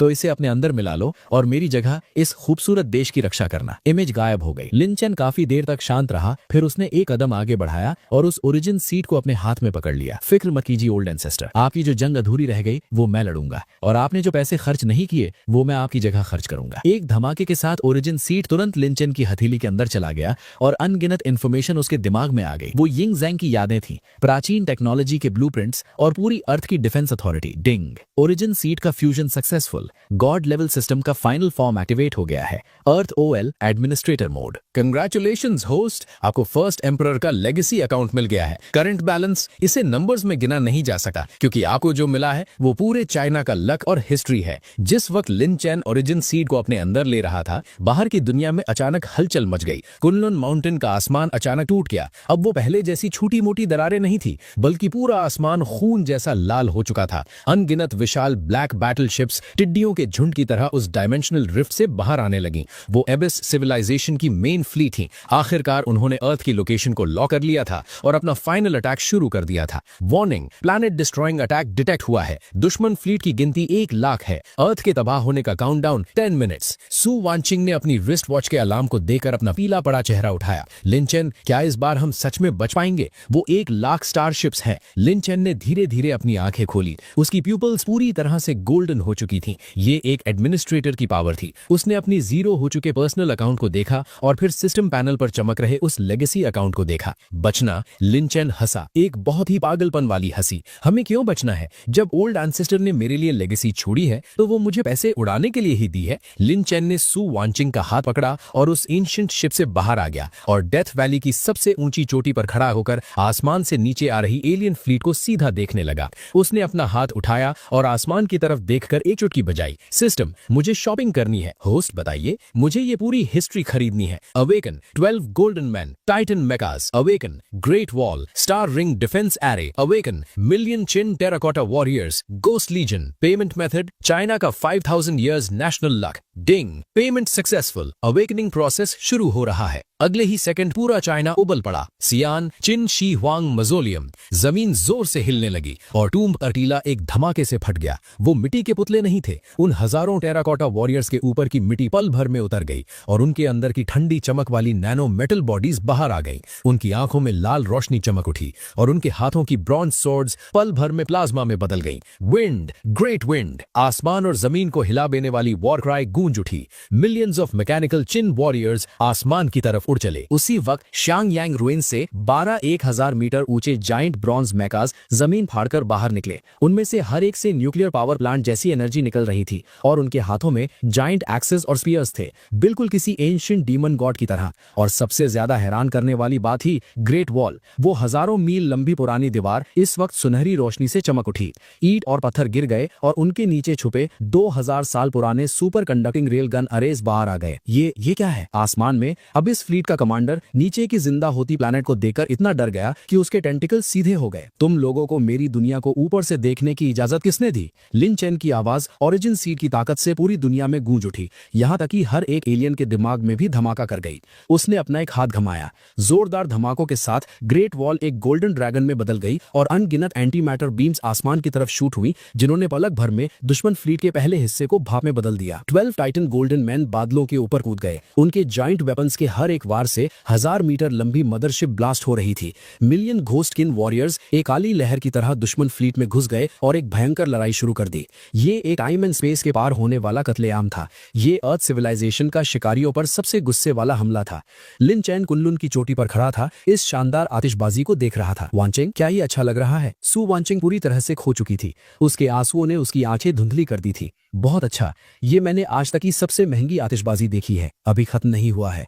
लिन चैन ने आसमान में सबसे बड़ी अबिस मुदर्शिप को देखा। चूंकि मैं पैसे उड़ा रहा हूं तो इसे पूरी तरह से खत्म करता हूं। लिन चैन ने फिर से अपना हाथ उठाया। सिस्टम, आखिरी शॉपिंग, मुझे अर्थ असेंशन खरीदना है। इस प्लैनेट को लेवल 4 सिविलाइजेशन तक पहुंचा दो। डिंग, पेमेंट कंफर्म हो गई है। बचा हुआ सारा लक खत्म किया जा रहा है। प्लैनेटरी इंजन लोड हो रहा है, क्वांटम शील्ड लोड हो रहा है, कॉजालिटी वेपन लोड हो रहा है। अर्थ असेंशन शुरू होता है। एक ऐसी व्हाइट लाइट जिसने पूरी गैलेक्सी को रोशन कर दिया, अर्थ के कोर से भयंकर धमाके के साथ बाहर निकली। उस एक पल में अब इस फ्लीट धूप में रखी बर्फ की तरह बिना कोई नामो निशान छोड़े कॉजालिटी वेपन से पूरी तरह मिट गई। अर्थ का साइज बड़ा नहीं हुआ, लेकिन उसकी एनर्जी लेवल इस पल में बहुत ऊपर पहुंच गई। आज के बाद से ये ब्लू प्लैनेट पूरे यूनिवर्स में एक असली फॉरबिडन जोन बन जाएगी। 3 महीने बाद अब इस पीछे हट गया और सिविलाइजेशन फिर से शुरू हुई। भले ही एक बहुत बड़ी जंग हुई थी, लेकिन लिन चेन की पैसों की ताकत से शहर ना सिर्फ पहले जैसे हो गए, बल्कि और भी ज्यादा साईफाई बन गए।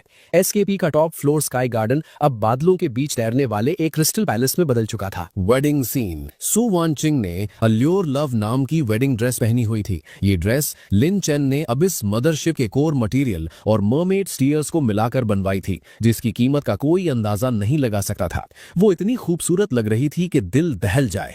अपने पिता का हाथ पकड़कर वो धीरे धीरे रेड कार्पेट के आखिर में खड़े उस आदमी की तरफ बढ़ रही थी। लिन चेन। आज वो पूरी दुनिया में अर्थ का लीडर और ह्यूमन सिविलाइजेशन का गार्डियन माना जाता था, लेकिन वो अभी भी एक बड़े लड़के की तरह हंस रहा था और उसकी आंखों में सिर्फ उसकी दुल्हन थी जो उसकी तरफ आ रही थी। डूडू एक छोटी फ्लावर गर्ल की ड्रेस पहनकर खुशी से पीछे पीछे ड्रेस का किनारा पकड़े हुए आ रही थी और हंसते हुए उसके दांत दिख रहे थे। मिस्टर लिन चेन। विटनेस के तौर पर खड़े एल्डर क्यान खुशी से लाल चेहरे के साथ बोले, क्या आप मिस सु वांचिंग को अपनी पत्नी बनाना कबूल करते हैं, चाहे गरीबी हो या अमीरी?